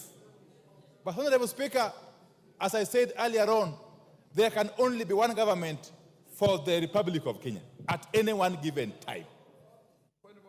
Honorable Speaker, there can only be one government for the Republic of Kenya at any one given time. And therefore, a dysfunctioning government, regardless of who has formed that government, affects every citizen. What we are seeing here is the making of a dysfunctioning government. That is what I have to say first. But second, Honorable Speaker, as students of history, we are told that history repeats itself. First, as a farce, and second, as a tragedy. Honorable Speaker, you will recall what happened in this country in the year 1989 or thereabout, when the then Vice President, Dr. Josephat Njuguna Karanja, was hounded out of office on account of becoming too big, of making fellow leaders to kneel before him. He became a kneel before me Vice President. Honorable Speaker, at one point, he actually purported to be the acting president when President Moi was around still. Honorable Speaker, I don't want to say who was right or wrong. Likewise, I don't want to say who is right or wrong in the present instance, because I don't belong to Kenya Kwanza. But let me say this. Honorable Speaker, the Kenya Kwanza government has got a duty now to govern. But you also owe Kenyans a duty to give them a functioning government, a functional government. And therefore, anything that can create dysfunction in government must be sorted out as quickly as possible. Honorable Speaker, you know, when a hyena wants to eat its children, he starts saying that they smell like a goat. Honorable Speaker, I don't know who is the hyena here, who is the goat here. But Honorable Speaker, something is definitely not working. Honorable Speaker, from where we sit as Azimio members, we see a situation where the marriage is not working. And if the marriage is not working, the logical thing to do is to separate. So marry another wife. The wife and the husband are not compatible or are no longer compatible. Yes. So the most logical thing to do is to divorce, but start by separating. So if you want us to help you in the process of separation and divorce, then we are willing to do so. We shall offer our free services. Thank you, Honorable Speaker. Order. Honorable members, wacha tuachie hapo. This matter will end here. Next order. Next order. Order number 11, Committee of the Whole House. Order, honorable members, will you be upstanding? We are going into a committee of the whole.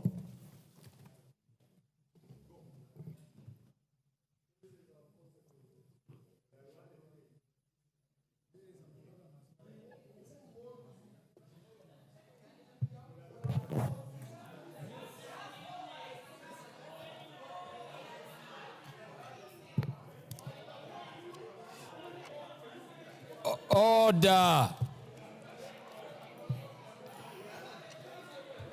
Order, Honorable Oundo. They are very happy at...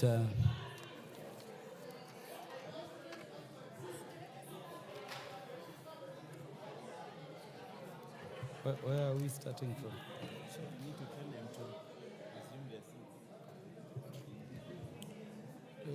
Just let them be. What are we dealing with? Committee.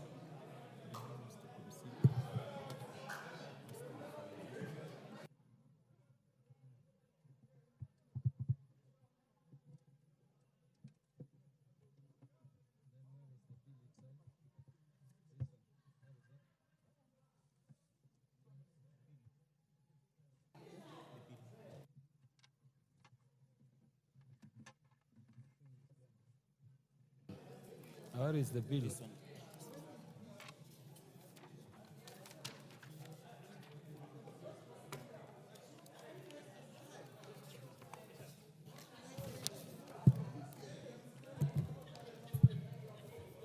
Honorable members, we are in the committee of the Whole House to consider the Equalization Fund Appropriations Bill, National Assembly Bill number 2 of 2023. Clause 3. Honorable members, I propose that clause 3 of the bill be part of the bill. Chair budget. The chair budget has an amendment to clause 3.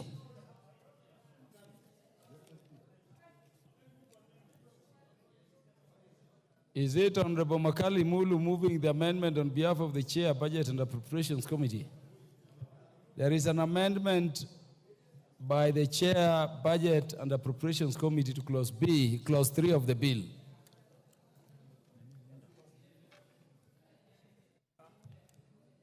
Honorable members, this is the Equalization Fund Appropriation Bill. The bill you spoke at length about yesterday in the afternoon. It's a very crucial bill. I would request we attend to it. There is an amendment moved by the Chair, Budget and Appropriations Committee on clause 3 to clause 3 of the bill.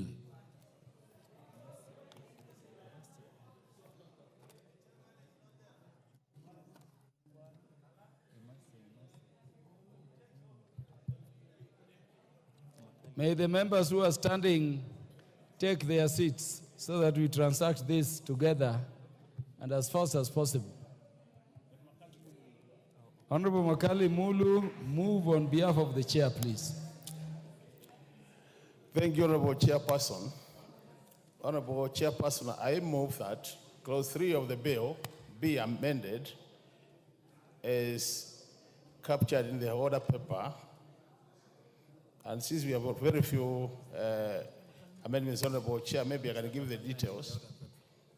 A, by deleting the words 10,867,400,000 appearing in the opening statement and substituting therefore the words 10,077,400,000. B, in paragraph A, by deleting the words 326,022,000 and substituting therefore the words 302,322,000 and C in paragraph B by deleting the words 10,541,378,000 and substituting therefore the words 9,775,800,000. Yes, I beg to move, Honorable Chair. Honorable members, I propose the question that clause 3 of the bill be amended as proposed by the Chair, Budget and Appropriations Committee. The Honorable Undo. Chair, as Dr. Makali Mulu knows the procedure and the practice in this house, he needs to tell us what necessitated the changes. What was it before? What is it now? And what has caused the changes? Considering this is a money bill, and the process of moving amendments is clearly stated out in the Constitution, the PFM Act, and our standing order. He needs to tell us what has changed from what was passed in Senate and what we have here. And with those change amount to changing the Senate bill and go to arbitration, we need more information, Chair. As we wait to see, history repeats itself. It has happened here before in this house, and history is repeating itself this time around again. And we are happy. The Honorable Makali Mulu, you want to explain the effect of the amendment?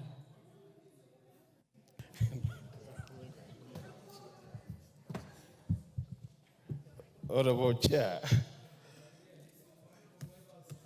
Therefore, put the question that clause 3 of the bill be amended as proposed by the Chair, Budget and Appropriations Committee.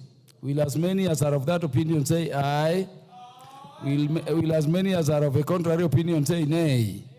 The ayes have it. Honorable members, I now put the question that clause 3 of the bill be part as amended, be part of the bill. Honorable members, I put the question that clause 3 of the bill as amended be part of the bill. Will as many as are of that opinion say aye? Will as many as are of contrary opinion say nay? The ayes have it. Clauses 4, 5, 6, and 7. Honorable members, I propose the question that clause 4 of the bill, clause 4 be part of the bill.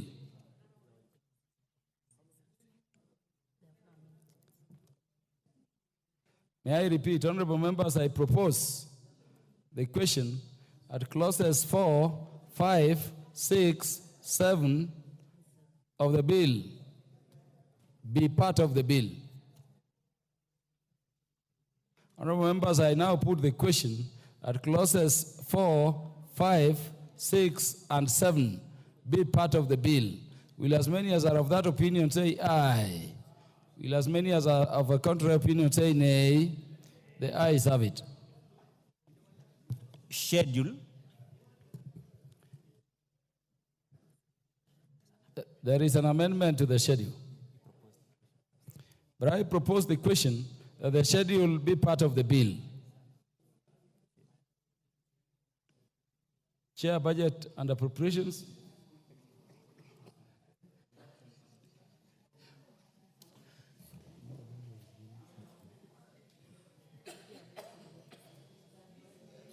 Bind. Take it. Directly bind.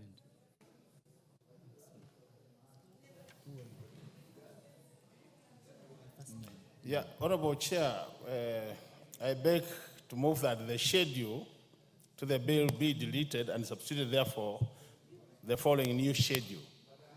As captured in the order paper, the importance of this, Honorable Chair, is that now that we have changed the figures above, it is important that we allocate how much money will go for the expenses, for the board, which we call the secretariat, and how much will be allocated to the benefiting counties. So this schedule, Honorable Chair, indicates now, because we've changed the overall figure, then the changes which will be done to align it to the new figures. With those remarks, Honorable Chair, I beg to move. Yeah, honorable members, I propose the question that the schedule as amended be part of the bill. Honorable members, I propose the question that the schedule be amended as proposed by the Chair, Budget and Appropriations Committee. There appears to be no interest. I now put the question. Yes, the Honorable Undo. Chair, I just want to note, and the country should know, that this equalization bill, the third schedule, seems to be reveling in tokenism, dropping small things here and there to be seen to be sharing the cake throughout the country, yet the majority of the funds still remain in the so-called marginalized area. And of course, the question we always beg to ask, for how long will they continue claiming to be marginalized? And we just hope and pray that these funds that have been allocated to go to this marginalized area, the moment they are absorbed, let's hope not half of it will find its way back here in Nairobi to build malls and skyscrapers. Thank you, Chair. The Honorable Dido Rasa. Thank you very much, Honorable Chair. Honorable Chair, whereas I support the committee, my concern is if we will continue in this pace, this will not be equalization fund. We must give it another name, because why give a constituency 5 million, 10 million? What do you want it to do? We must put enough money, whether it is going to build the schools, hospitals, or roads, or water. Going forward, I think the next schedule of equalization fund, if it will come in this form, in this context, I think many of us are going to fight it on the floor of this House and even in the court of law. Thank you, Chair.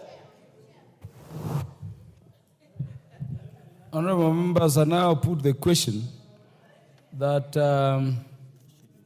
the schedule be amended as proposed by the Chair, Budget and Appropriations Committee. As many as are of that opinion say aye. As many as are of a contrary opinion say nay. The ayes have it. Honorable members, I now put the question that the schedule be part of the bill, the schedule as amended be part of the bill. Honorable members, I will put the question again. Order, honorable members. These members could take their seats and discuss from where they are. I put the question that the schedule as amended be part of the bill. Will as many as are of that opinion say aye? Will as many as are of a contrary opinion say nay? The ayes have it. Clause 2. Honorable members, I propose the question that clause 2 be part of the bill. Honorable members, there being no amendment and no interest on the matter, I put the question that clause 2 be part of the bill. Will as many as are of that opinion say aye? Will as many as are of contrary opinion say nay? The ayes have it. Title. Honorable members, I propose the question that the title be the title of the bill. Honorable members, I put the question that the title be the title of the bill. Will as many as are of that opinion say aye? Will as many as are of a contrary opinion say nay? The ayes have it. Clause 1. Honorable members, I propose the question that clause 1 be part of the bill. Honorable members, I now put the question that clause 1 be part of the bill. Will as many as are of that opinion say aye? Will as many as are of a contrary opinion say nay? The ayes have it. Mover. The Honorable Makali Mulu, on behalf of the Chair, Budget and Appropriations Committee.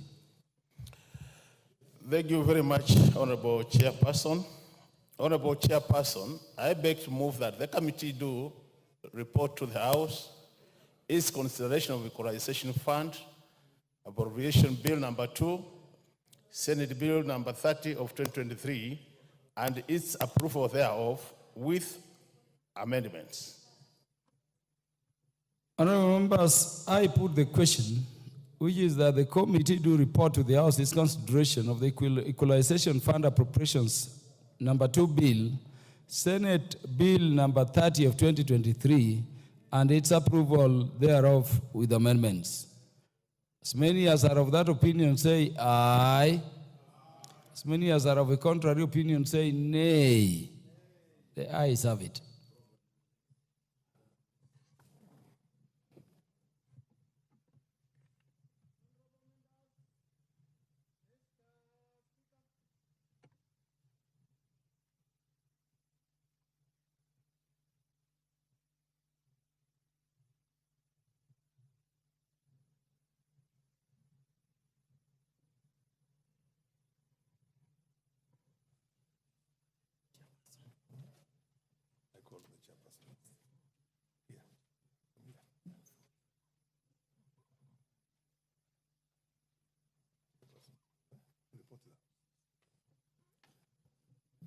Honorable members, the chairperson to report to the House.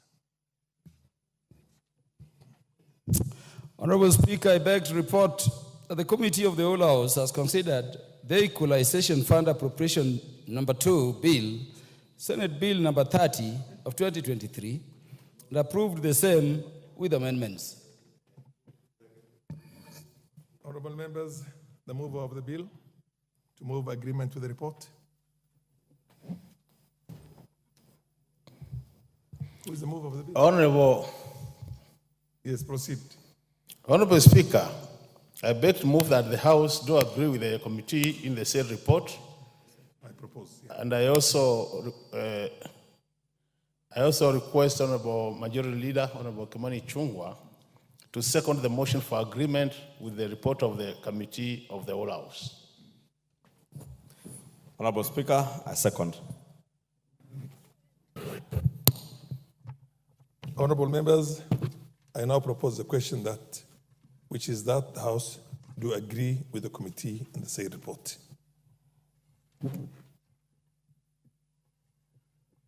Honorable members, ordinarily I should put the question, but I will not put the question. The question is deferred to another day.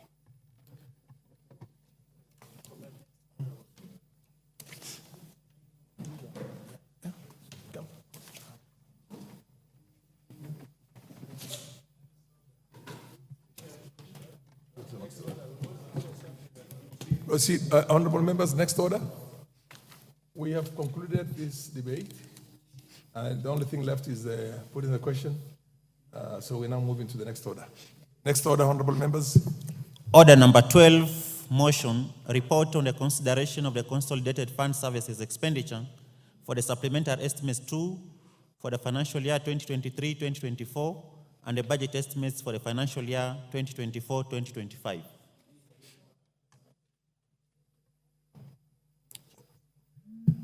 Chairperson.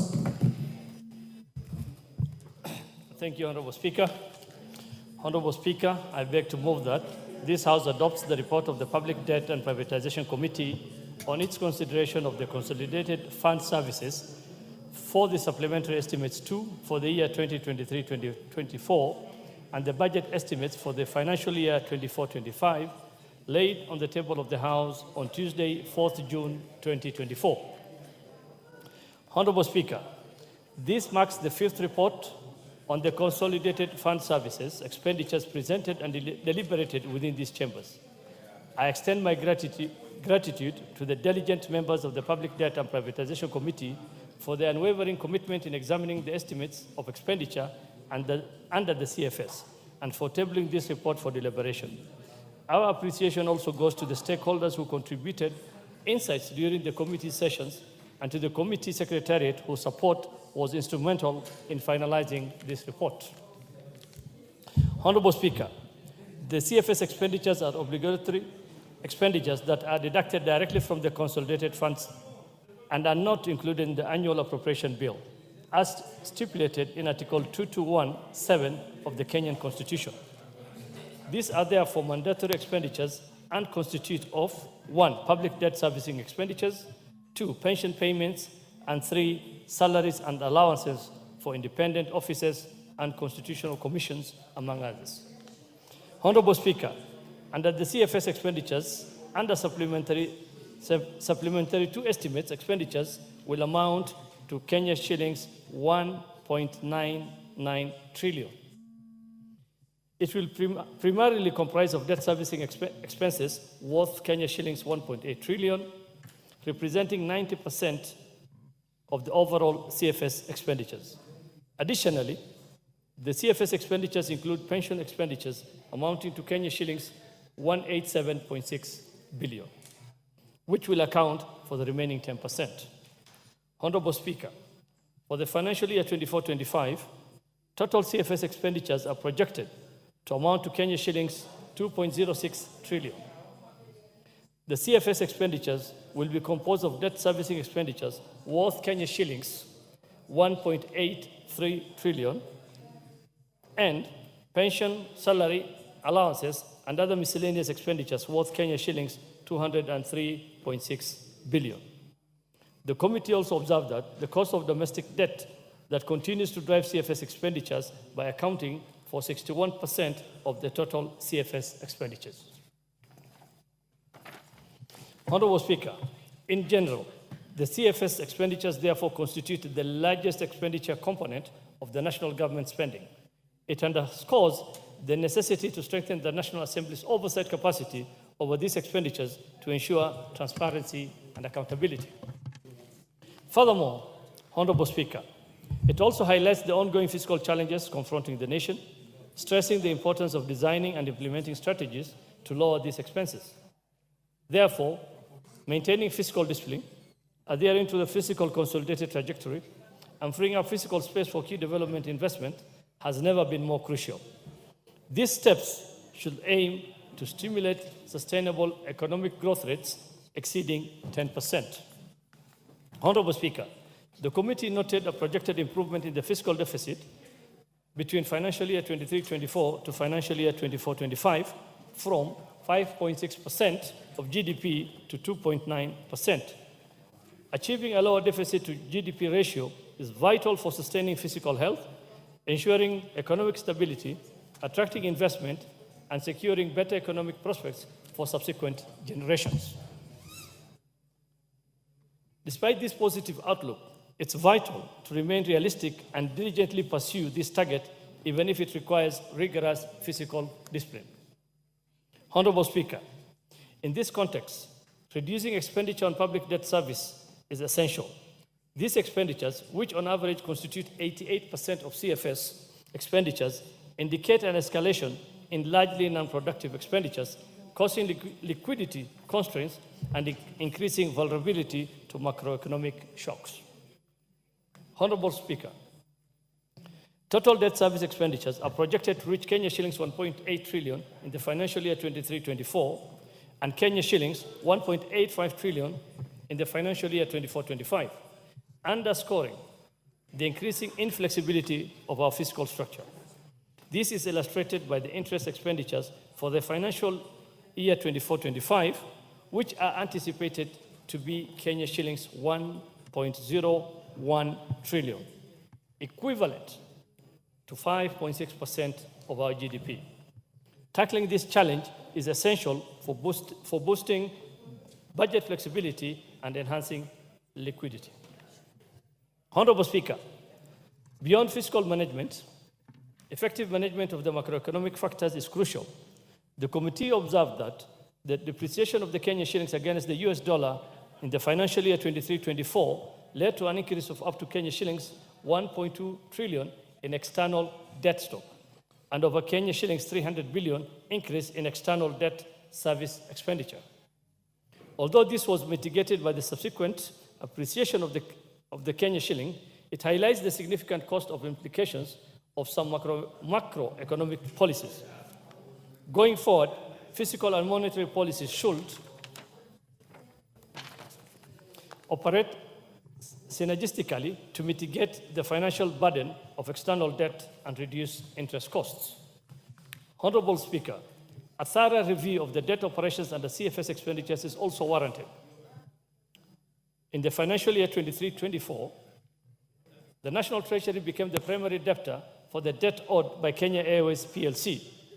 According to supplementary 2 estimates, the guaranteed debt of Kenya Airways PLC was integrated into the main external public debt stock for the financial year 23-24.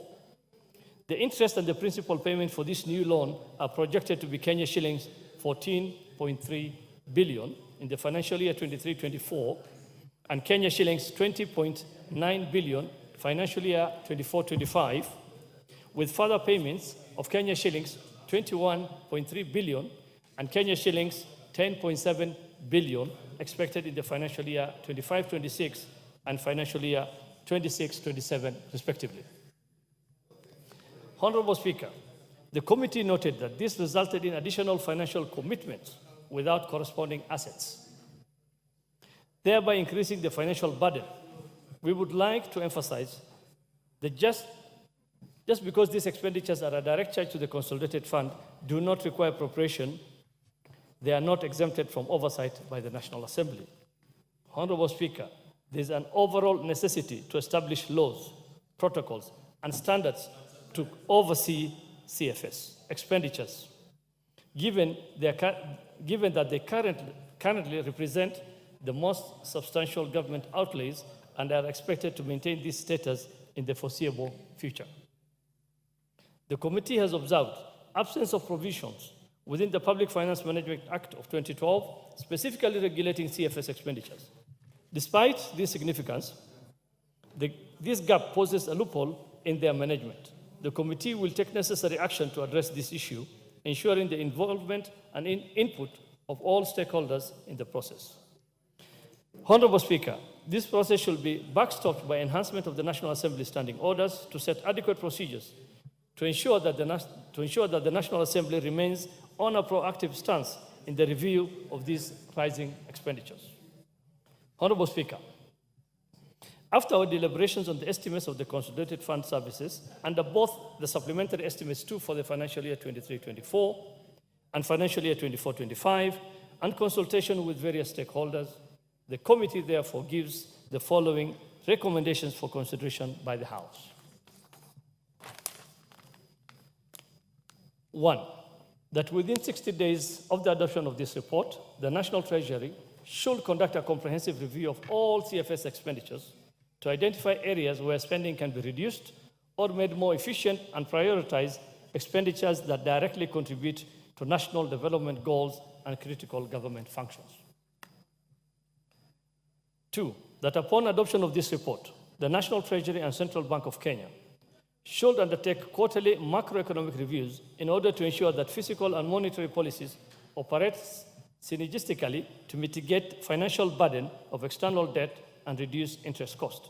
The result of these deliberations should be submitted to the National Assembly within 15 days of the end of each quarter. 3, that the National Treasury should undertake a review of the cost of overdraft facility and submit a report to the National Assembly within 30 days of the adoption of this report. The report should review the use of the facility, the cost structure of the overdraft facility, and make proposals to manage and reduce interest payments. 4, that the National Treasury should submit regulations to the National Assembly within 90 days of the adoption of this report that will guide the use of the overdraft facility.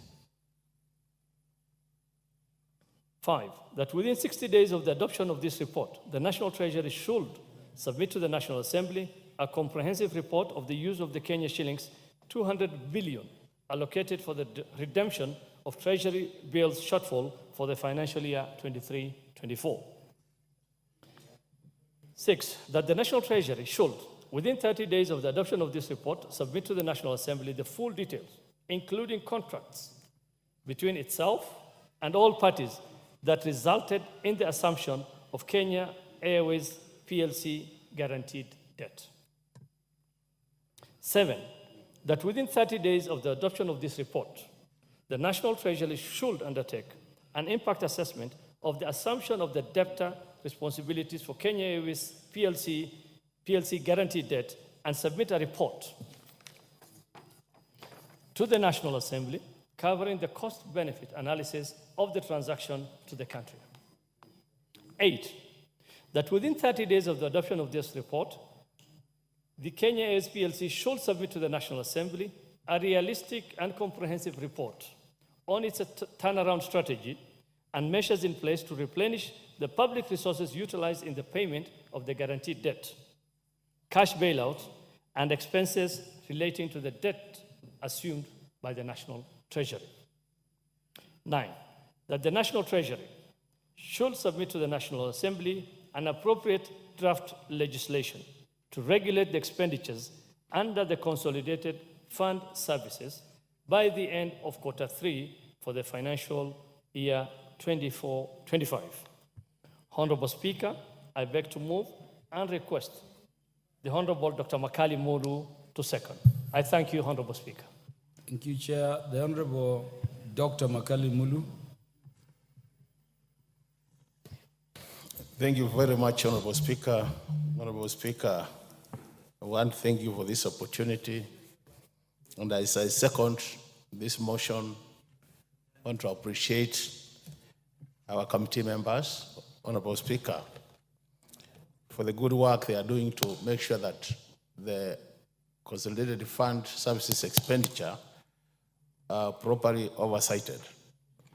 The report, which has been moved by my chair, Honorable Speaker, captures both supplementary and the 2024-25 estimates. But I would want to spend much more time on the 24-25 CFS expenditures, Honorable Chair. Honorable Chair, to put things into perspective, you realize that, Honorable Chair, from what my chairman has said, this country is projected to spend 1.83 billion for purposes of servicing our debt. And out of that figure, we'll be spending 1.01 trillion to pay interest, and the rest will be redeeming the loans which you have taken. Honorable Speaker, just to appreciate the magnitude of this problem, I have to provide these details. When you look at the projected revenue for the coming financial year, Honorable Speaker, we project to collect about 2.9 trillion ordinary revenue. And because issues of debt are always there to finance the deficit, if you look at the total amount which is going to be used to pay for our debts against the total projected revenue collection, which is 2.9, we are saying, Honorable Speaker, 62% of our ordinary revenue will be going to debt repayment. To make it easier, Honorable Speaker, for every 100 shillings we are going to collect next financial year, 62 will be going to pay debts, and will only be remaining with that 8 to take care of all the other government expenditures. Honorable Speaker, we all know debt repayment is a first charge to the CFS, which means you pay before you think about anything else. When you look at the interest we are paying, Honorable Chair, we are paying the interest of 1.01 trillion in form of interest. That amounts to 55 shillings, 55% of the total projected revenue, which means for every 100 shillings we'll be collecting, Honorable Speaker, 55 will be going to pay for interest, not even the loan, interest. So when you look at this scenario, Honorable Speaker, you realize that the SFS expenditures, the CFS expenditures, have become such a huge expenditure to a level that it must be of concern to this country. Because this kind of amounts being used to pay for debt are making our fiscal space very inflexible, so that the government doesn't have much space to factor in other expenditure items. And that's why we are saying as a committee, Honorable Speaker, that it is very important this House takes matters public debt very seriously. And that's why I agree with my chairman when he says despite the fact that these expenditures are not appropriated by this House, it doesn't mean that then we don't oversight them. And that's why I want to urge this House to support two recommendations which have been made by this committee, that we need a very clear, detailed legal framework in terms of how to oversight public debt or the CFS expenditures. And at the same time, Honorable Speaker, we also need a very detailed regulatory framework, which will support now the legal framework, so that this issue of debt repayments is properly oversighted. And Honorable Speaker, the issue of the overdraft, which is a facility available at the central bank. I think my chair has said, from our analysis, we are getting worried as a committee in terms of how that facility is being used. When you look at the fact that in the proposed budget, we have factored in some 200 million to pay for that. So we are saying, Honorable Speaker, it is important that also the overdraft facility is taken care of. Honorable Speaker, there is a matter of Kenya Airways.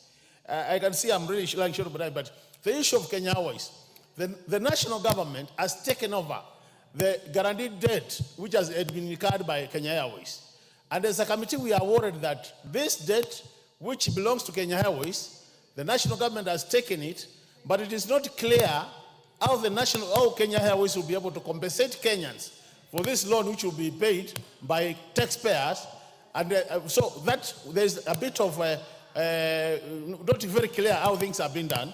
And as a committee, we are recommending that we need to get all the details so that we are able to help the House appreciate how these agreements have been signed. With those many remarks, Honorable Speaker, I want to beg to second and say that it's time issues of public debt are properly. I noticed that you've run out of time, the Honorable Doctor, but I will give you an additional 5 minutes. Is that enough for you? Or you want 10 minutes? 10. That's okay. Proceed. Thank you very much, Honorable Speaker. I really appreciate, Speaker, because I think there are 2 or 3 things I would want to say which are very important. Honorable Speaker, I was talking about the issue of the overdraft facility at the central bank, where the national government is being allowed by law to draw about 5% of their outed revenue to take care of cash flow management.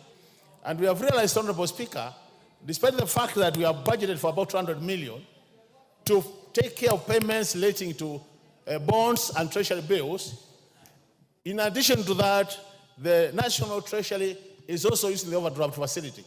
And from our assessment as a committee, Honorable Speaker, we are saying this House needs to take much more time, pay much more attention in terms of how this overdraft facility is being used, Honorable Speaker, so that we ensure that there is accountability. The other matter which is critical, Honorable Speaker, is the issue of the Kenya Airways guaranteed debt. You realize, Honorable Speaker, when any parastatal takes money, a loan, the loan is always guaranteed by Treasury, and this is by law. So what has happened is Kenya Airways incurred a debt by taking a loan. Over time, they have been struggling to pay this loan. And what has happened is the National Treasury has been bailing them out over time. Now, this time, what the National Treasury has done, they have taken over the total loan, which means now, when you look at our public debt register, that loan is captured as a national government loan. Now, when we analyze that situation, Honorable Speaker, we don't find details as to how will Kenya Airways be able to compensate the public, the taxpayer, for this money, which will now be paid by taxpayer as we move to the future. So this is an area we are demanding as a committee that we need to get proper details from the National Treasury, how this matter has been transacted. And I think, Honorable Speaker, as a committee, we have also requested our legal officers from Parliament to give us a legal input in terms of how this transaction was conducted, so that we make sure as a committee, we Kenyans don't lose any money through this kind of transactions. As I conclude, Honorable Speaker, because you've already done me a favor to add me a few minutes, I want to say this. When you look at the pensions, Honorable Speaker, it's also a matter where we are putting a lot of money to the pensions, and I think it is important, Honorable Speaker, to note that this House always appropriates results for the pensions.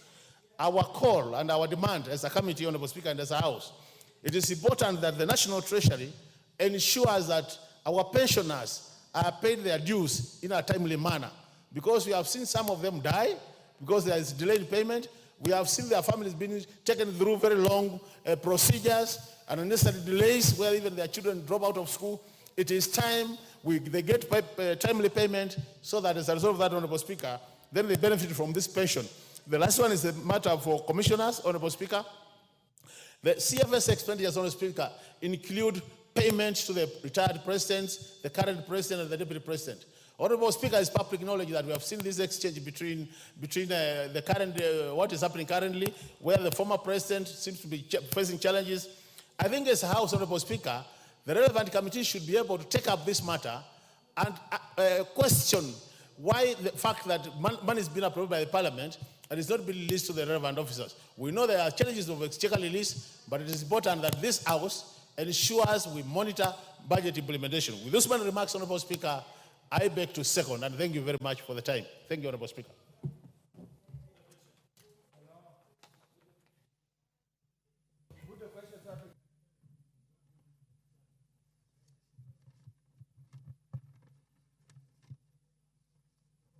Members, there is a procedure in which business is transacted on the floor of the House. And that procedure cannot be skipped. Honorable Oyembaya, you are conversant with that because you are a leader in the House. Honorable members, I now propose a question that this House adopts the second report of the Public Investments Committee on Social Services, Administration, and Agriculture. No. Order, honorable members.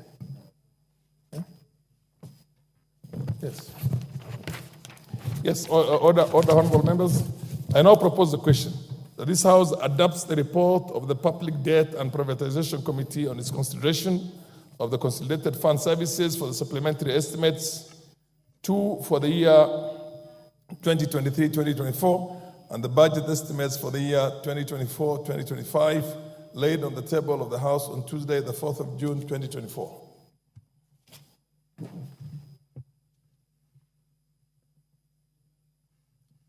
Yes, the Honorable MP for Funyula. Matter is open for debate now. Thank you, Honorable Speaker. As I stand here again to support the report, allow me to make 2 or 3 comments from the word go. Supplementary budgets of whichever way you look at it, is a case of poor planning, is a case lack of oversight, is a case of imprudent management of public resources. Should only happen in very exceptional circumstances, and looking through the report here presented, there hasn't been any exceptional circumstances that might have warranted this particular supplementary bill. Other than the change in the exchange rate between the dollar and the Kenyan shilling, that should only probably a valid matter. And then in any case, any serious economist ought to have foreseen that this scenario was likely to obtain and made relevant mitigation measures in preparing the budget or the appropriation estimates for this particular line of expenditure. Honorable Speaker, CFS is shrouded in mystery, so to speak. We don't appropriate here, and therefore we have no tools to oversight and monitor its expenditure. And that's why I totally agree with the committee that we must move with speed to put into place legislative measures or legislative mechanism that allow objective, qualitative, and comprehensive oversight of the fund.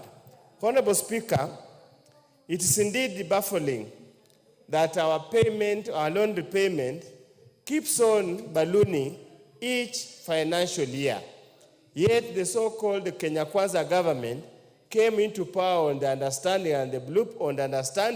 that reduce borrowing. Indeed, estimates that have been bandied around and the figures published by Central Bank indicates the opposite. And that's why we'll continuously remain in the big hole and will not get out of it. Honorable Speaker, again, the second issue that we need to be very careful, and I want to challenge the Committee on Public Data and Privatization that handles CFS to basically have a thorough audit of this account.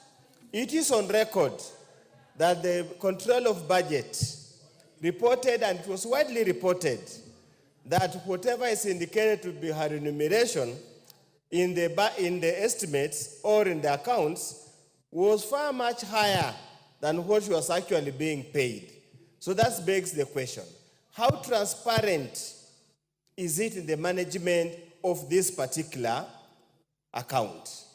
Honorable Speaker, you have heard for the last 3 days, the fourth president, the former president, has lambasted, has complained and has cried that he has not been paid pension, has not been facilitated to operate his office. So the question we beg asking, where is the money that is supposed to be in consolidated fund services go to? Honorable Speaker, you meet teachers, you meet civil servants. Many of them have retired. Some have stayed for 10 to 6 years without getting their pension. So the question we beg to ask, where does this money go to? What happens? And every year we allocate, we appropriate money to the CFS. Why can't we pay the retirees their pension, their gratuity? Some of them are languishing all over here. You find even former senior minister, senior government officials. They have tarmacked in this town until the sole of their shoes are worn out, looking for pension. Yet every financial year we appropriate these funds. Honorable Speaker, I can see my time is running out. The question, and we beg to ask of Kenya Airways, for how long shall the country carry Kenya Airways? If they cannot even provide a member of staff to help the deputy president carry his handbag, for how long shall we continue carrying Kenya Airways? Is it not time that we win Kenya Airways from dependence on the national resources, or we make it a national as Kenya Airways, so that we carry it as a part of our critical assets, as they pride themselves as the pride of Africa? I concur, and I want to say strongly with the policy recommendations of the committee, and I hope they'll have the temerity and the authority to follow up to the implementation. Thank you, Honorable Speaker. The MP for Imurwa Dikir, John Ngeno. I don't see him in the house. Madam Zamzam Chimba, Mombasa Member of Parliament. Asante sana Mheshimiwa Spika, na mimi niweze kuchangia mada hii ya leo ya bajeti supplementary. Mheshimiwa Spika, nimepitia karatasi hii naangalia, na ningependa kusema kuwa Mheshimiwa Spika, kila siku twapitisha bajeti, lakini Mheshimiwa Spika, hatuoni pesa zinakwenda wapi Mheshimiwa Spika. Kwa sababu Mheshimiwa Spika, juzi pia nimekuwa na walimu licha ya kuwa kuna bajeti ambao wamewekewa kama pesa zao za retire, wamewekewa pesa zao za kama wale ambao wanalipwa katika city allowances, wale walimu ambao wamewekwa wameongezwa juzi Mheshimiwa Spika. Mheshimiwa Spika, walimu wanalia hawapati marupurupu yao Mheshimiwa Spika, na si wao tu, hata tunaona wafanyikazi wa serikali wengi, Kenya Railways na wengine, pesa zimewekwa katika bajeti za kuwapa zile retirement zao na ile marupurupu yao ya kila mwezi Mheshimiwa Spika, lakini hawapewi Mheshimiwa Spika.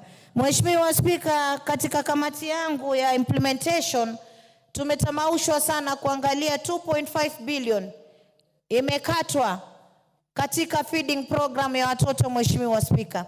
Na tunajiuliza, pesa zinaongezwa katika sehemu zingine ambazo si za muhimu, lakini sehemu ambazo ni muhimu Mheshimiwa Spika wamenyimwa kupewa pesa Mheshimiwa Spika.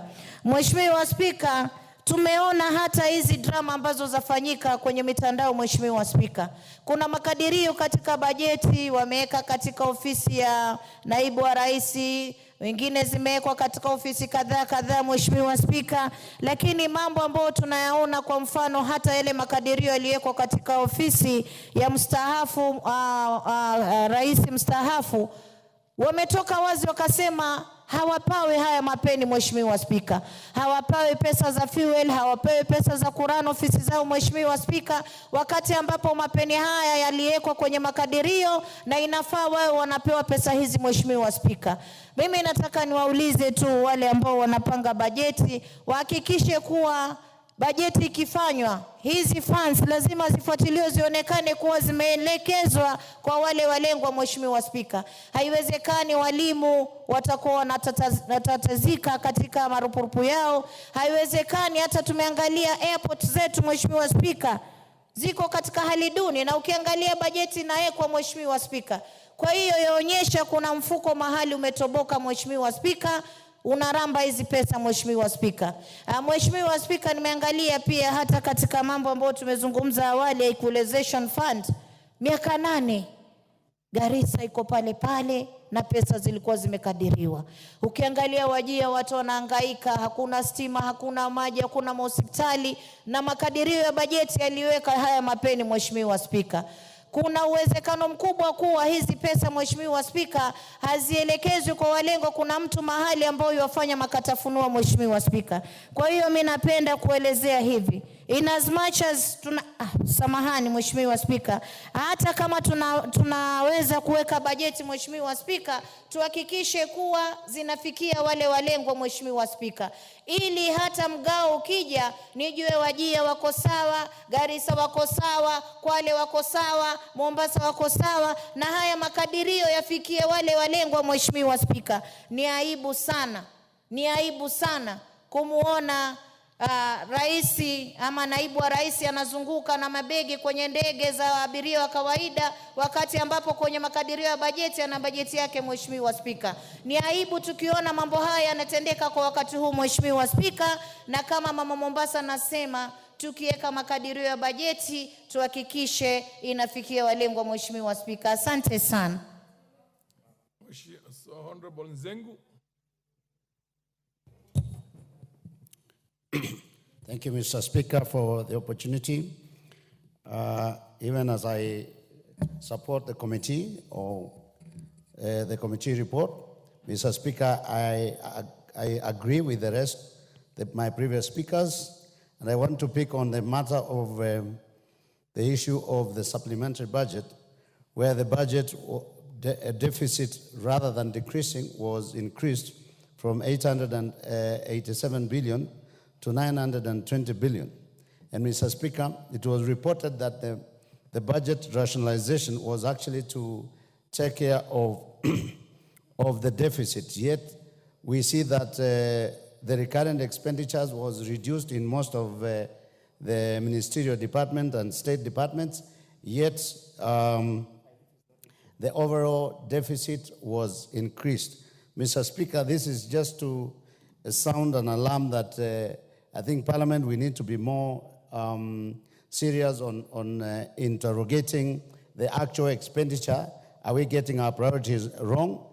Because if the recurrent expenditure is reduced, yet the overall budget deficit is increased, then there is an issue of concern. The other issue of concern is, of course, the amount of revenue that we expect to collect vis-a-vis the amount of money that is being paid in terms of debt, especially the fact that we are paying almost 1 trillion in terms of interest. Mr. Speaker, this is also something that our attention must be drawn to and ask ourselves, because we are reading every day that the government is borrowing more money every other time. What are the terms of the loans that we are borrowing today compared to what has been borrowed in the past? And Mr. Speaker, my last contribution on this is about Kenya Airways.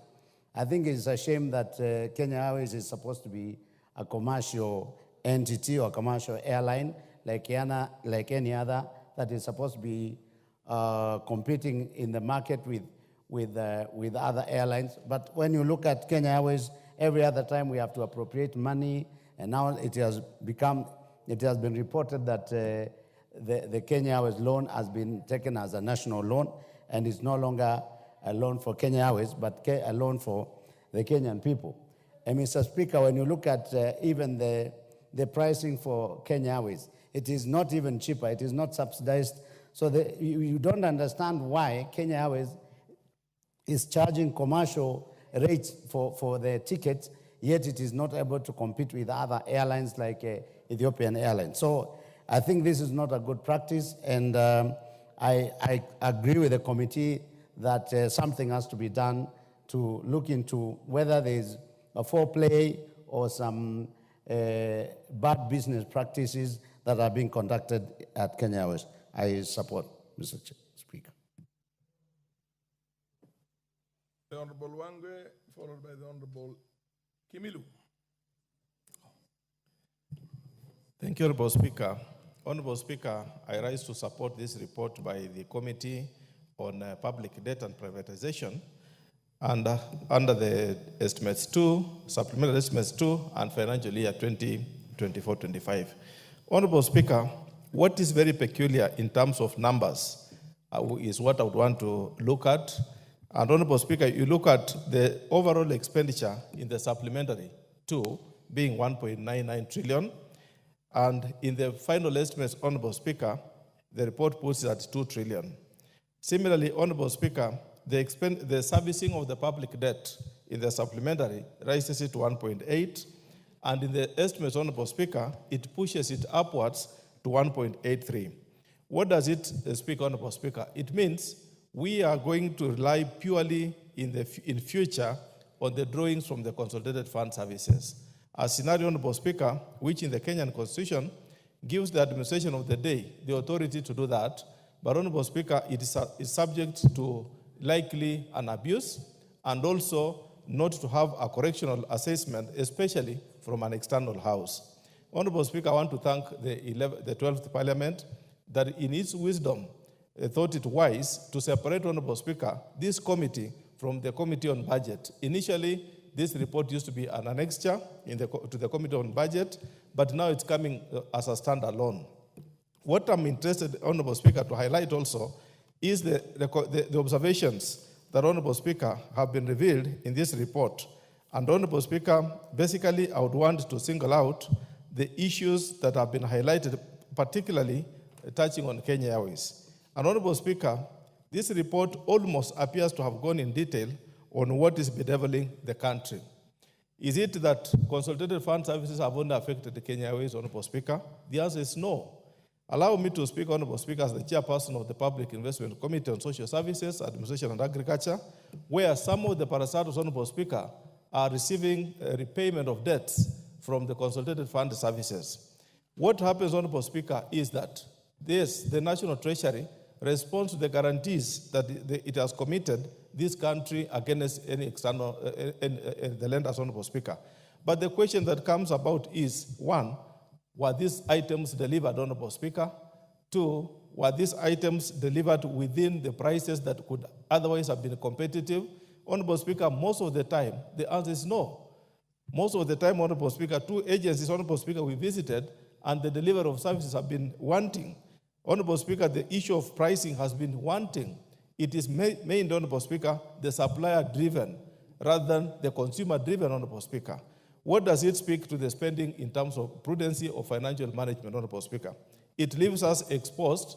It leaves us, Honorable Speaker, unable to account for what taxpayers have put into the Consolidated Fund as national revenue, Honorable Speaker.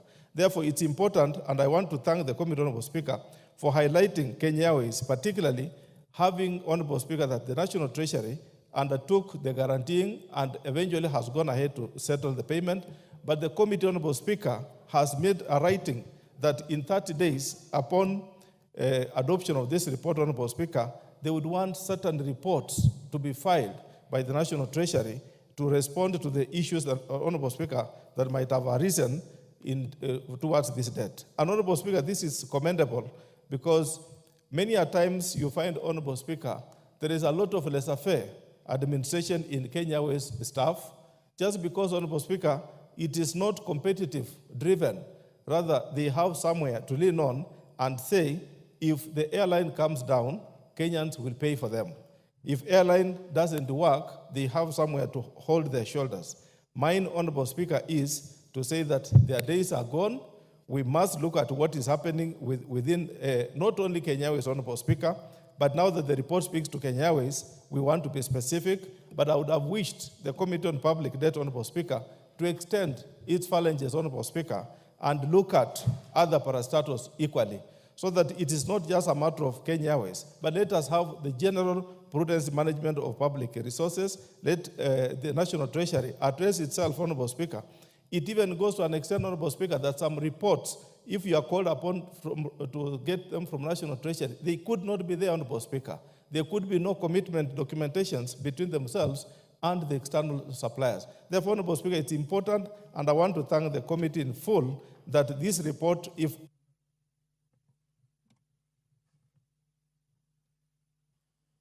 You want 1 additional minute? Proceed with 1 additional minute. Thank you, Honorable Speaker. Thank you for adding me some 2 more minutes. I would want to comment the committee, Honorable Speaker, and say if this report, if it's well taken into consideration the way it is, and I wish to call upon the Committee on Implementation to follow up on this report, Honorable Speaker. That is what Kenyans need to see, because there has been a tendency, Honorable Speaker, that this seeking of these reports is an exercise in futility. But thank God to this committee, Honorable Speaker, that at least we now have an independent committee to bring such substantive motions before the House, so that all of us can interrogate and look at the detail of what transpired and how are they looking at the future. Honorable Speaker, looking at the report, the recommendation number 8 of this report, which seeks that let them give us the strategy, the measures, and how they intend to analyze the replenishment of the public resources utilized in the repayment of the guaranteed debt. Honorable Speaker, that report in itself, that recommendation itself, Honorable Speaker, will have to allow the National Treasury to give us the entire latitude on how they relied on to make sure that they paid from the consolidated fund all this that is owed to Kenyans. Otherwise, Honorable Speaker, I want to support this report and thank the committee for producing such a wonderful report. Thank you, Honorable Speaker. I beg support. The Honorable Kimilu is not around. The Honorable Rosabuya. Rosabuyu. Yes.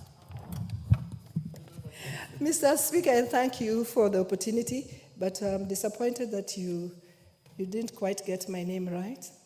Rosabuyu. Yes, Mr. Speaker, thank you. I've known that name for more than 20 years. Thank you, Mr. Speaker. Mr. Speaker, I'm going to be very, very brief in support of the committee recommendation. Mr. Speaker, CFS makes the largest share of government spending, and yet without any regulations or laws governing how that money is spent. Mr. Speaker, I support the committee in recommending that laws and regulations must be put in place if we are to know that the country is getting its money's worth. Mr. Speaker, just in the coming year, 2024-2025, we see that 1 trillion is going to be spent on interest alone. Mr. Speaker, we need to know interest on what? And if we do not know that, that is a clear path of having money just spent in whatever way. We know that through this CFS, this is where we draw salaries for independent commissions, we draw salaries for the president, but Mr. Speaker, we also draw salaries for pensions. Then how come we keep on hearing pensioners crying that they have not been paid their pension? Mr. Speaker, this is why I'm in support of what the committee recommends, that we need, as the National Assembly, to oversight the expenditure of CFS. Mr. Speaker, I thank you for this opportunity. The Honorable Member for Suna West, Francis Masara. Thank you, Mr. Speaker. Mr. Speaker, I rise to support the report of the Public Debt and Privatization Committee and recommend them for the job well done. Mr. Speaker, my main concern is about the Kenya Airways. The money which has been injected in this company for a long period of time using public money. And for sure, whatever has been invested, we are not seeing any return to the public. First, I will also request the committee to go ahead and request Kenya Airways to give us the total value of the assets. Because we cannot overinvest money in a company, maybe their total value is more than what we are investing. Two, Mr. Speaker, Treasury need to come out clear on the issue of our debt portfolio. Because at a given point, you realize from the report that they were estimating a huge figure based on the exchange rate. But still, when the value of dollar scales down, still they need a lot of money to finance our debt portfolio. Mr. Speaker, as well, when you realize in the committee recommendation that even themselves, despite Treasury appearing before them and defending their document, they were not certain about what is going to be used by 200 billion, which is allocated for redemption of the Treasury bill shortfall in 2022, 2023, 2024. This is an indicator that there is no transparency in how our debts are being managed. Therefore, I'm supporting the committee on the issue of the creation of the regulation on how our debt portfolio can be managed in this country. Mr. Speaker, as a concerned citizen, I'm also worried. If you look at the percentage given by this committee, when you compare our debt portfolio and in the budget and what is going to be spent on expenditure on development and even recurrent, it is worrying. If we invite a serious economist, it means this our country cannot sustain its own budget. That's the reality. Therefore, it is important these countries make their priorities right. Do we need to continue buying new vehicles? Do we need to continue renovating state houses and state lodges with billions? Do we need to spend a lot of money on hospitality? Do we need to refurbish houses which are there? Where do we place our priority right? Mr. Speaker, real leaders, we see their real characters when a country is in a crisis like the way we are now. If I were given full opportunity to govern this country, I would have given a decree that nothing new is being done until we balance between the debt portfolio and our income. Mr. Speaker, if we don't do that, the public will continue paying taxes. The public will continue crying. Yet, with such a picture in place on how much we are paying as debt vis-a-vis development, it means there is no hope for the citizen of this country. Mr. Speaker, I'm requesting each and every leader to introspect so that we can look for a way forward, so that we can spend less money on things which must be done, which must not be done, and spend money, most of the taxes, on things which must be done. More so, when we are investing, we need to invest a lot on projects which can spur development in this economy. We should not just be investing for the sake of investing, but invest so that the economy can stabilize. Mr. Speaker, finally, I want to request the chairman of the committee not only to propose, but to do a follow-up through the implementation committee so that the recommendation adopted in this house can be realized for the benefit of the people of Kenya. Thank you, Mr. Speaker. The Honorable Edith Nyenze, MP for Kitui West. Thank you, Speaker, for this opportunity to also air my views on the supplementary budget. Let me note that according to the Public Finance Management regulations, it emphasizes that supplementary budgets are exclusively for unforeseen and unaffordable circumstances. Any expenditure that was known at the beginning of before the original budget was finalized, should not be considered as unforeseen. Yet every time we talk of supplementary 1, supplementary 2, and the budgeting keeps on going up and up. Mr. Speaker, let me note that from the consolidated fund, the National Treasury should come up with a comprehensive list of the expenditures to identify areas where spending can be reduced or made more efficient and prioritize expenditures. I'm looking for a time when we will not be borrowing money, when there will be no debt. If we could even do like 2-3 years without borrowing money and then we live within our means, I think some of the problems which Kenyans have would be lessened. Because every time we are collecting a lot of taxes, yet Kenyans have continued to become poorer and poorer. Pensioners have kept on not being paid. Teachers are demanding for their pay. Doctors are crying in the streets. Yet we are overtaxing every time. So Mr. Speaker, what I would want to see a Kenya where we will not borrow any money for at least 2-3 years, where we will live within our means and not overtax the Kenyans, but if it's development, if it's recurrent, we reduce steward imbalances in such a way that we can be comfortable. Otherwise, Mr. Speaker, I support and say that let's live within our means. Thank you. The Honorable Ilobara, MP for Kasibundo Kasipundo West. Obara is not around. Yeah, thank you. Okay, proceed, Madam. Thank you very much, Mr. Speaker, and for giving me the opportunity, and let me add my voice to the debate.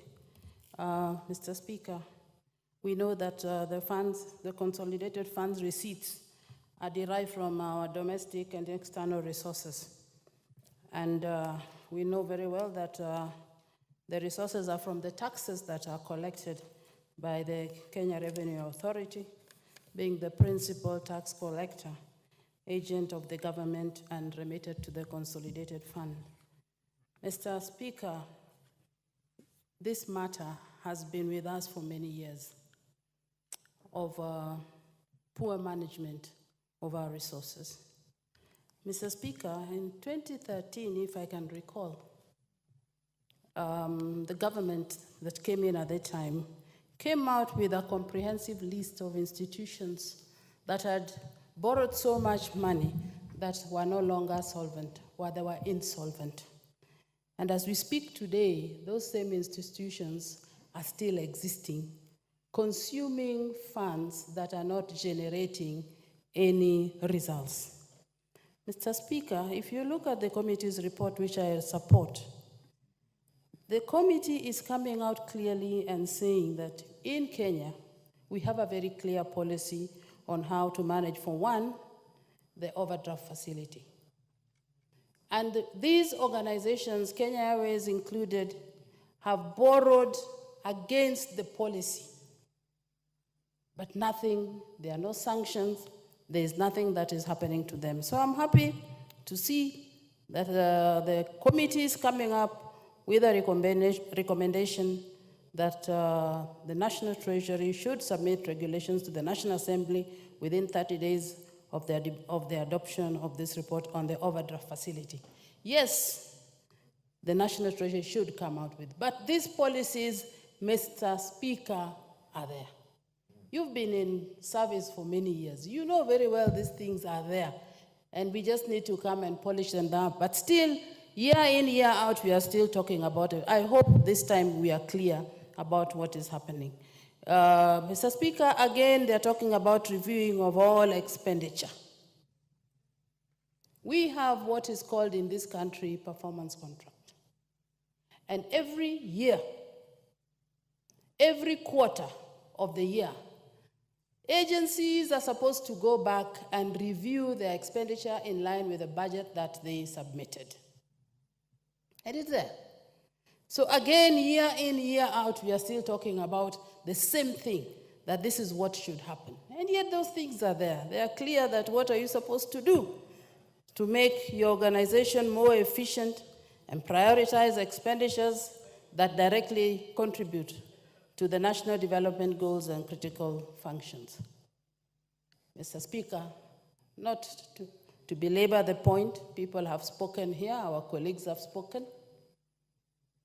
We have what we call debt management office.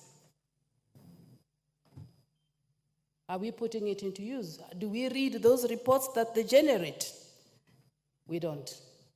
And then again, we still come back. So the ball stops with us. It is here with us that we are the ones that must ensure that policies that we have put in place to safeguard the resources of the Kenyans, citizens, is taken care of. We are the ones who are supposed to make sure that that happens. The ball is with us in this bunge. Let us make sure this time that the committee recommendations as presented in this report are adopted and fully implemented as is presented here. Thank you very much, Mr. Speaker, and once again, I support. The MP for Migori, for the woman rep for Homa Bay, Madam Bensouda, aka whatever. Thank you, Mr. Speaker, for giving me this opportunity. I also rise, Mr. Speaker, to support the report provided or tabled in this Parliament by the Debt and Privatization Committee. However, when I look into all the recommendations given, they revolve around regulations or frameworks which the National Treasury is supposed to implement and provide. Mr. Speaker, I would, however, deviate a little bit, as my colleague, Honorable Ivo Barras, mentioned that the policies yet exist. The question is, where are the gaps that are still there that this House needs to look into to fill? Mr. Speaker, my point of concern, other than the regulations, yesterday as we were debating on the Equalization Fund, I mentioned categorically that we have a rogue national treasury. We cannot have a national treasury which is opaque in its planning, opaque in policy implementation, opaque in executing everything, opaque in what expenditure this country is undergoing, opaque in providing for the reports. Mr. Speaker, I want to say that the donkey, that is the country, that is the citizens who are being taxed, are more than tired. Mr. Speaker, I want to recommend or to add my voice onto this report that they are further supposed to go and demand for an annual report on what debts this country owed in terms of development expenditure, what was addressed, what was available, and the tax increment annually. Mr. Speaker, I want to recommend that this House should demand for a 10-year at least chronological order in which the debt management has taken place. Mr. Speaker, I know that there are various suppliers, both local and international, who are crying in this country. Mr. Speaker, there are various industries which have shut down because the debts have not been managed. Mr. Speaker, therefore, I would request the Committee for Debt and Privatization, at the same time as we are looking into the debt management, what about our local suppliers? What about our local contractors? We have huge debts that they have not been paid. Mr. Speaker, I want to register that it is on record that there are even contractors who have died, perished, and left their families in a very bad state because debts are not being managed.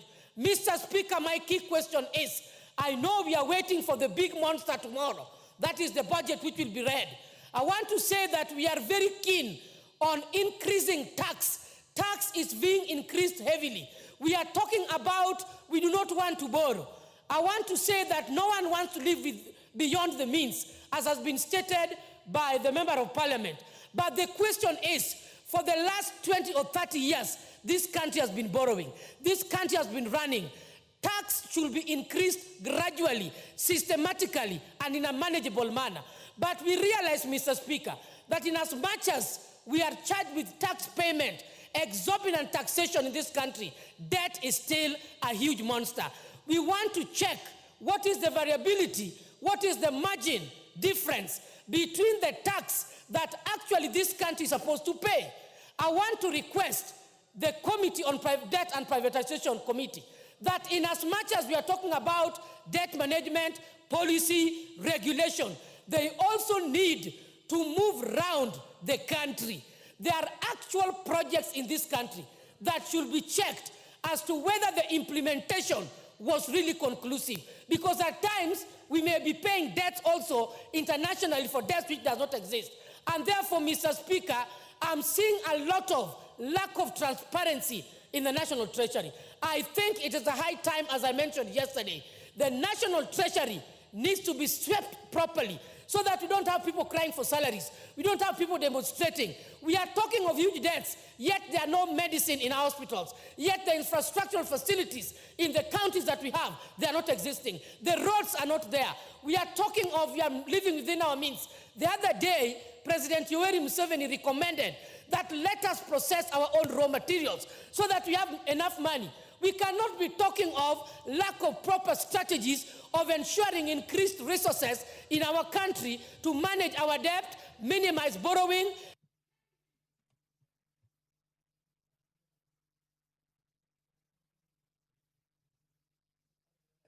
Yeah, MP for Homa Bay is undoubtedly full of enthusiasm and energy.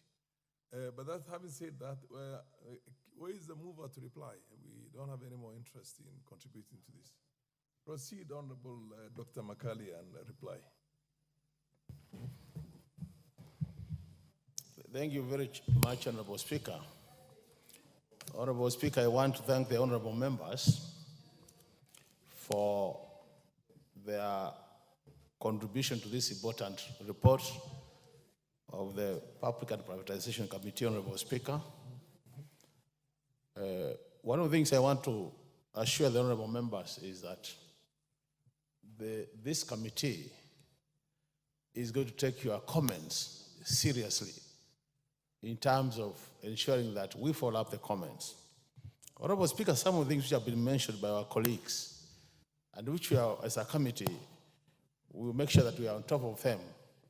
One of the issues which has just been mentioned by the County MP, Homa Bay, the issue of equity and the issue of value for money, Honorable Speaker.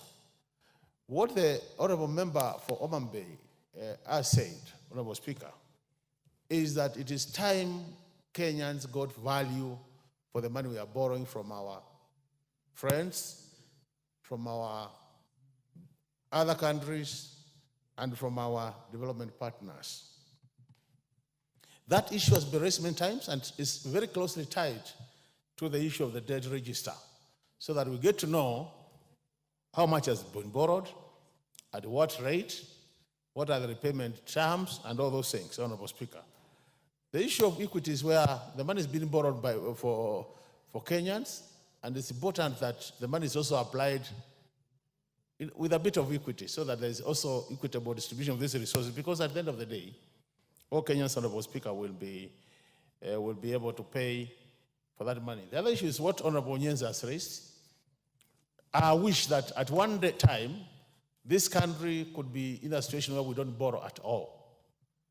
Honorable Nyenze is talking about a balanced budget, where you are able to live within your means. And I want to assure the House, Honorable Speaker, that this committee will be pursuing very keenly the issue of ensuring that we continue to reduce our budget deficit, so that at the end of the day, Honorable Speaker, we start the journey to live within our means, Honorable Speaker. That is critical. The other thing, Honorable Speaker, which has also come up is the issue of debt accountability, Honorable Speaker. Members have mentioned the issue of Treasury appearing not to be providing proper accountability for the loans. This has been mentioned by Honorable Wangwe when he talks about his committee, where they're finding loans have been borrowed, but in terms of whether services and goods have been delivered, there is that gap. And I think all of us as a House, it is time we took matters public debt seriously, because from the analysis you have seen, which you have done, issues of consolidated fund expenditures takes the lion's share out of our budget, Honorable Speaker. So it is important as a House, we take this matter seriously, and the implementation committee should immediately take up these recommendations and run up with them in terms of implementation. With those many remarks, Honorable Speaker, I once more thank you, Mr. Speaker, for the opportunity, and I thank honorable members for their contributions. I beg to reply. Thank you. Honorable members, I defer the putting of the question on this matter to another date. Next order.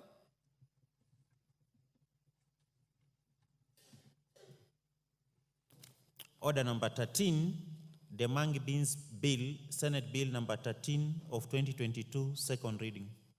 Honorable members, I have a communication from the Honorable Member Paul Nzenge, who is the promoter of this bill, that this be deferred to another date.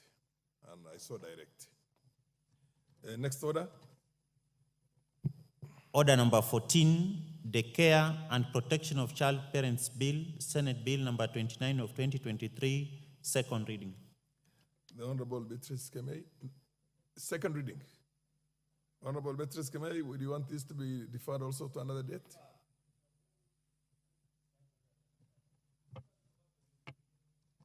Order, honorable members. Thank you, Mr. Speaker. You are not willing to move it now?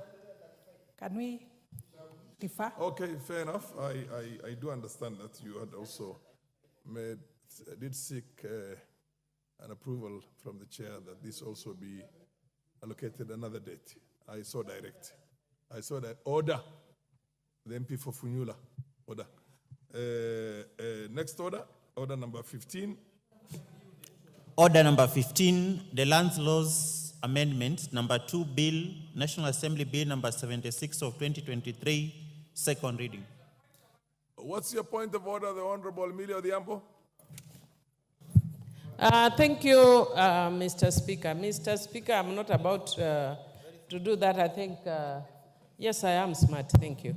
Mr. Speaker, what I wanted to find out, because the members were consulting loudly, and I'd been waiting for the care and protection of teenage mothers or something like that. That's what I was actually keen on. So I didn't actually get your directions. I just had you moving to a next order. We are past that order now. I've already directed that this be put on the order paper on another date. And I'm sure you will in time know which date it is for you. I know you are passionate about when it comes to children.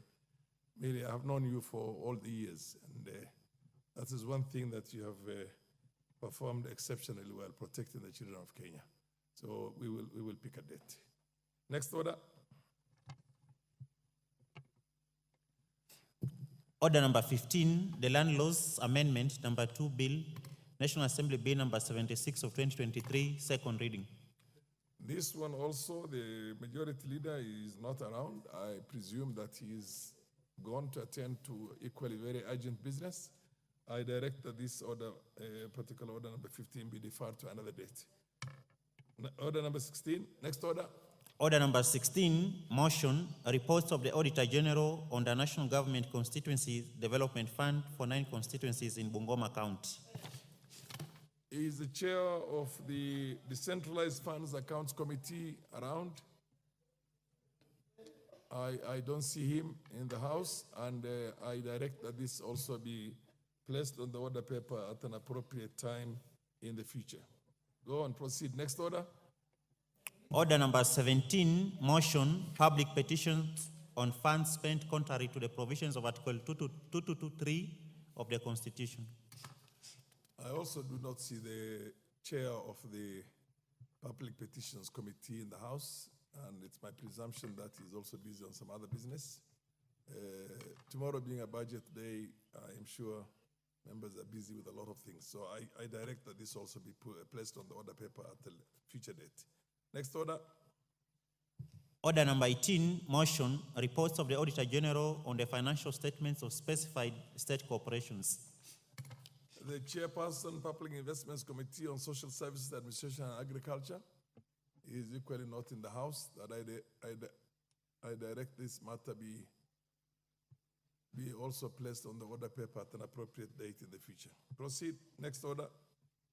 Order number 19, motion enhancing reporting of parliamentary business on online platforms. I don't see the chairperson of the Committee on Parliamentary Broadcasting and Library in the House, and I also direct that this matter be placed on the order paper at a future date. Next order. Order number 20, motion, inspection visits to semi-autonomous institutions of the East African Community in Uganda. The chairperson, Committee on Regional Integration, the gracious lady.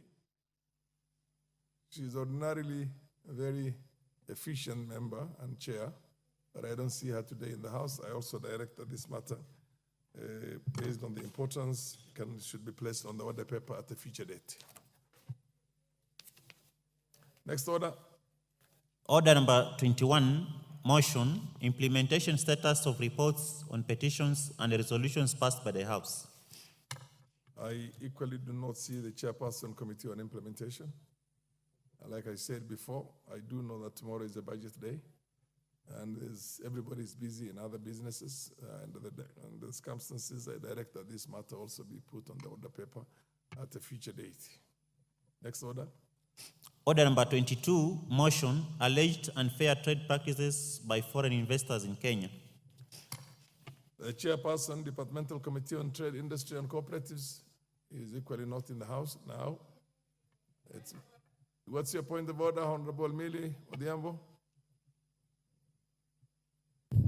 Thank you, Mr. Speaker. Mr. Speaker, I'm sure you must have noted that I think we are almost on the 7th chair, and none of the chairs are in this House. Yes. They are not taking their work seriously, and Mr. Speaker, I would really want to encourage that you raise this matter further. If they are not interested in taking those positions, they let us know. We can help them and take over their roles, because we don't know whether they are helping the Deputy President in carrying his suitcase. But that issue has already been sorted out, so they don't need to go and help the Deputy President in carrying his suitcase. But it's an issue of concern if you are here to deal with the serious issues relating to the House, and all the chairs are not here. That's not serious. We are only on the 2nd year of Parliament. If they are already tired at the 2nd year and we still have 3 years to go, they need to let go their positions to other members. What's your point of order, the Honorable Rosa Buyu? Chair, thank you. If you allow me, I'd just like to correct the honorable member who's just spoken, that indeed those members are not helping the Deputy President carry his suitcase, but instead they are helping the governor of Nyeri really plan on the next Mandamano. Thank you, Chair. You seem to have information that we do not have, but thank you for your bit. Under the circumstances, I do realize this also will have to be deferred to another date. Next order. Order number 23, motion, second report on employment diversity audit in public institutions. The chairperson, Committee on National Cohesion and Equal Opportunity. If I'm right, I think the chairperson for this committee is from Mandera, but I don't see him. Honorable Aden is not in Parliament. So just like the rest, I will also defer this to an appropriate date in the future. You realize I am unusually and lenient with these chairs because tomorrow is a budget day, and presumption is that they are making last-minute rushes here and there. And the circumstances, I also take into consideration the sentiments of Rosa Buyu, who say that they are involved in something else. I don't subscribe to that. But nonetheless, they are not here, and I direct that this also be put on the order paper at a later date in the future.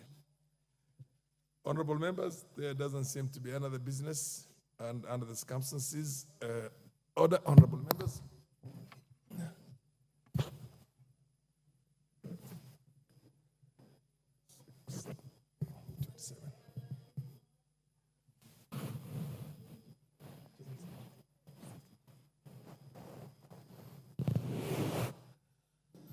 Honorable members, the time being 6:22 p.m., This House stands adjourned until Thursday, tomorrow, the 13th of June, 2024, at 2:30 p.m.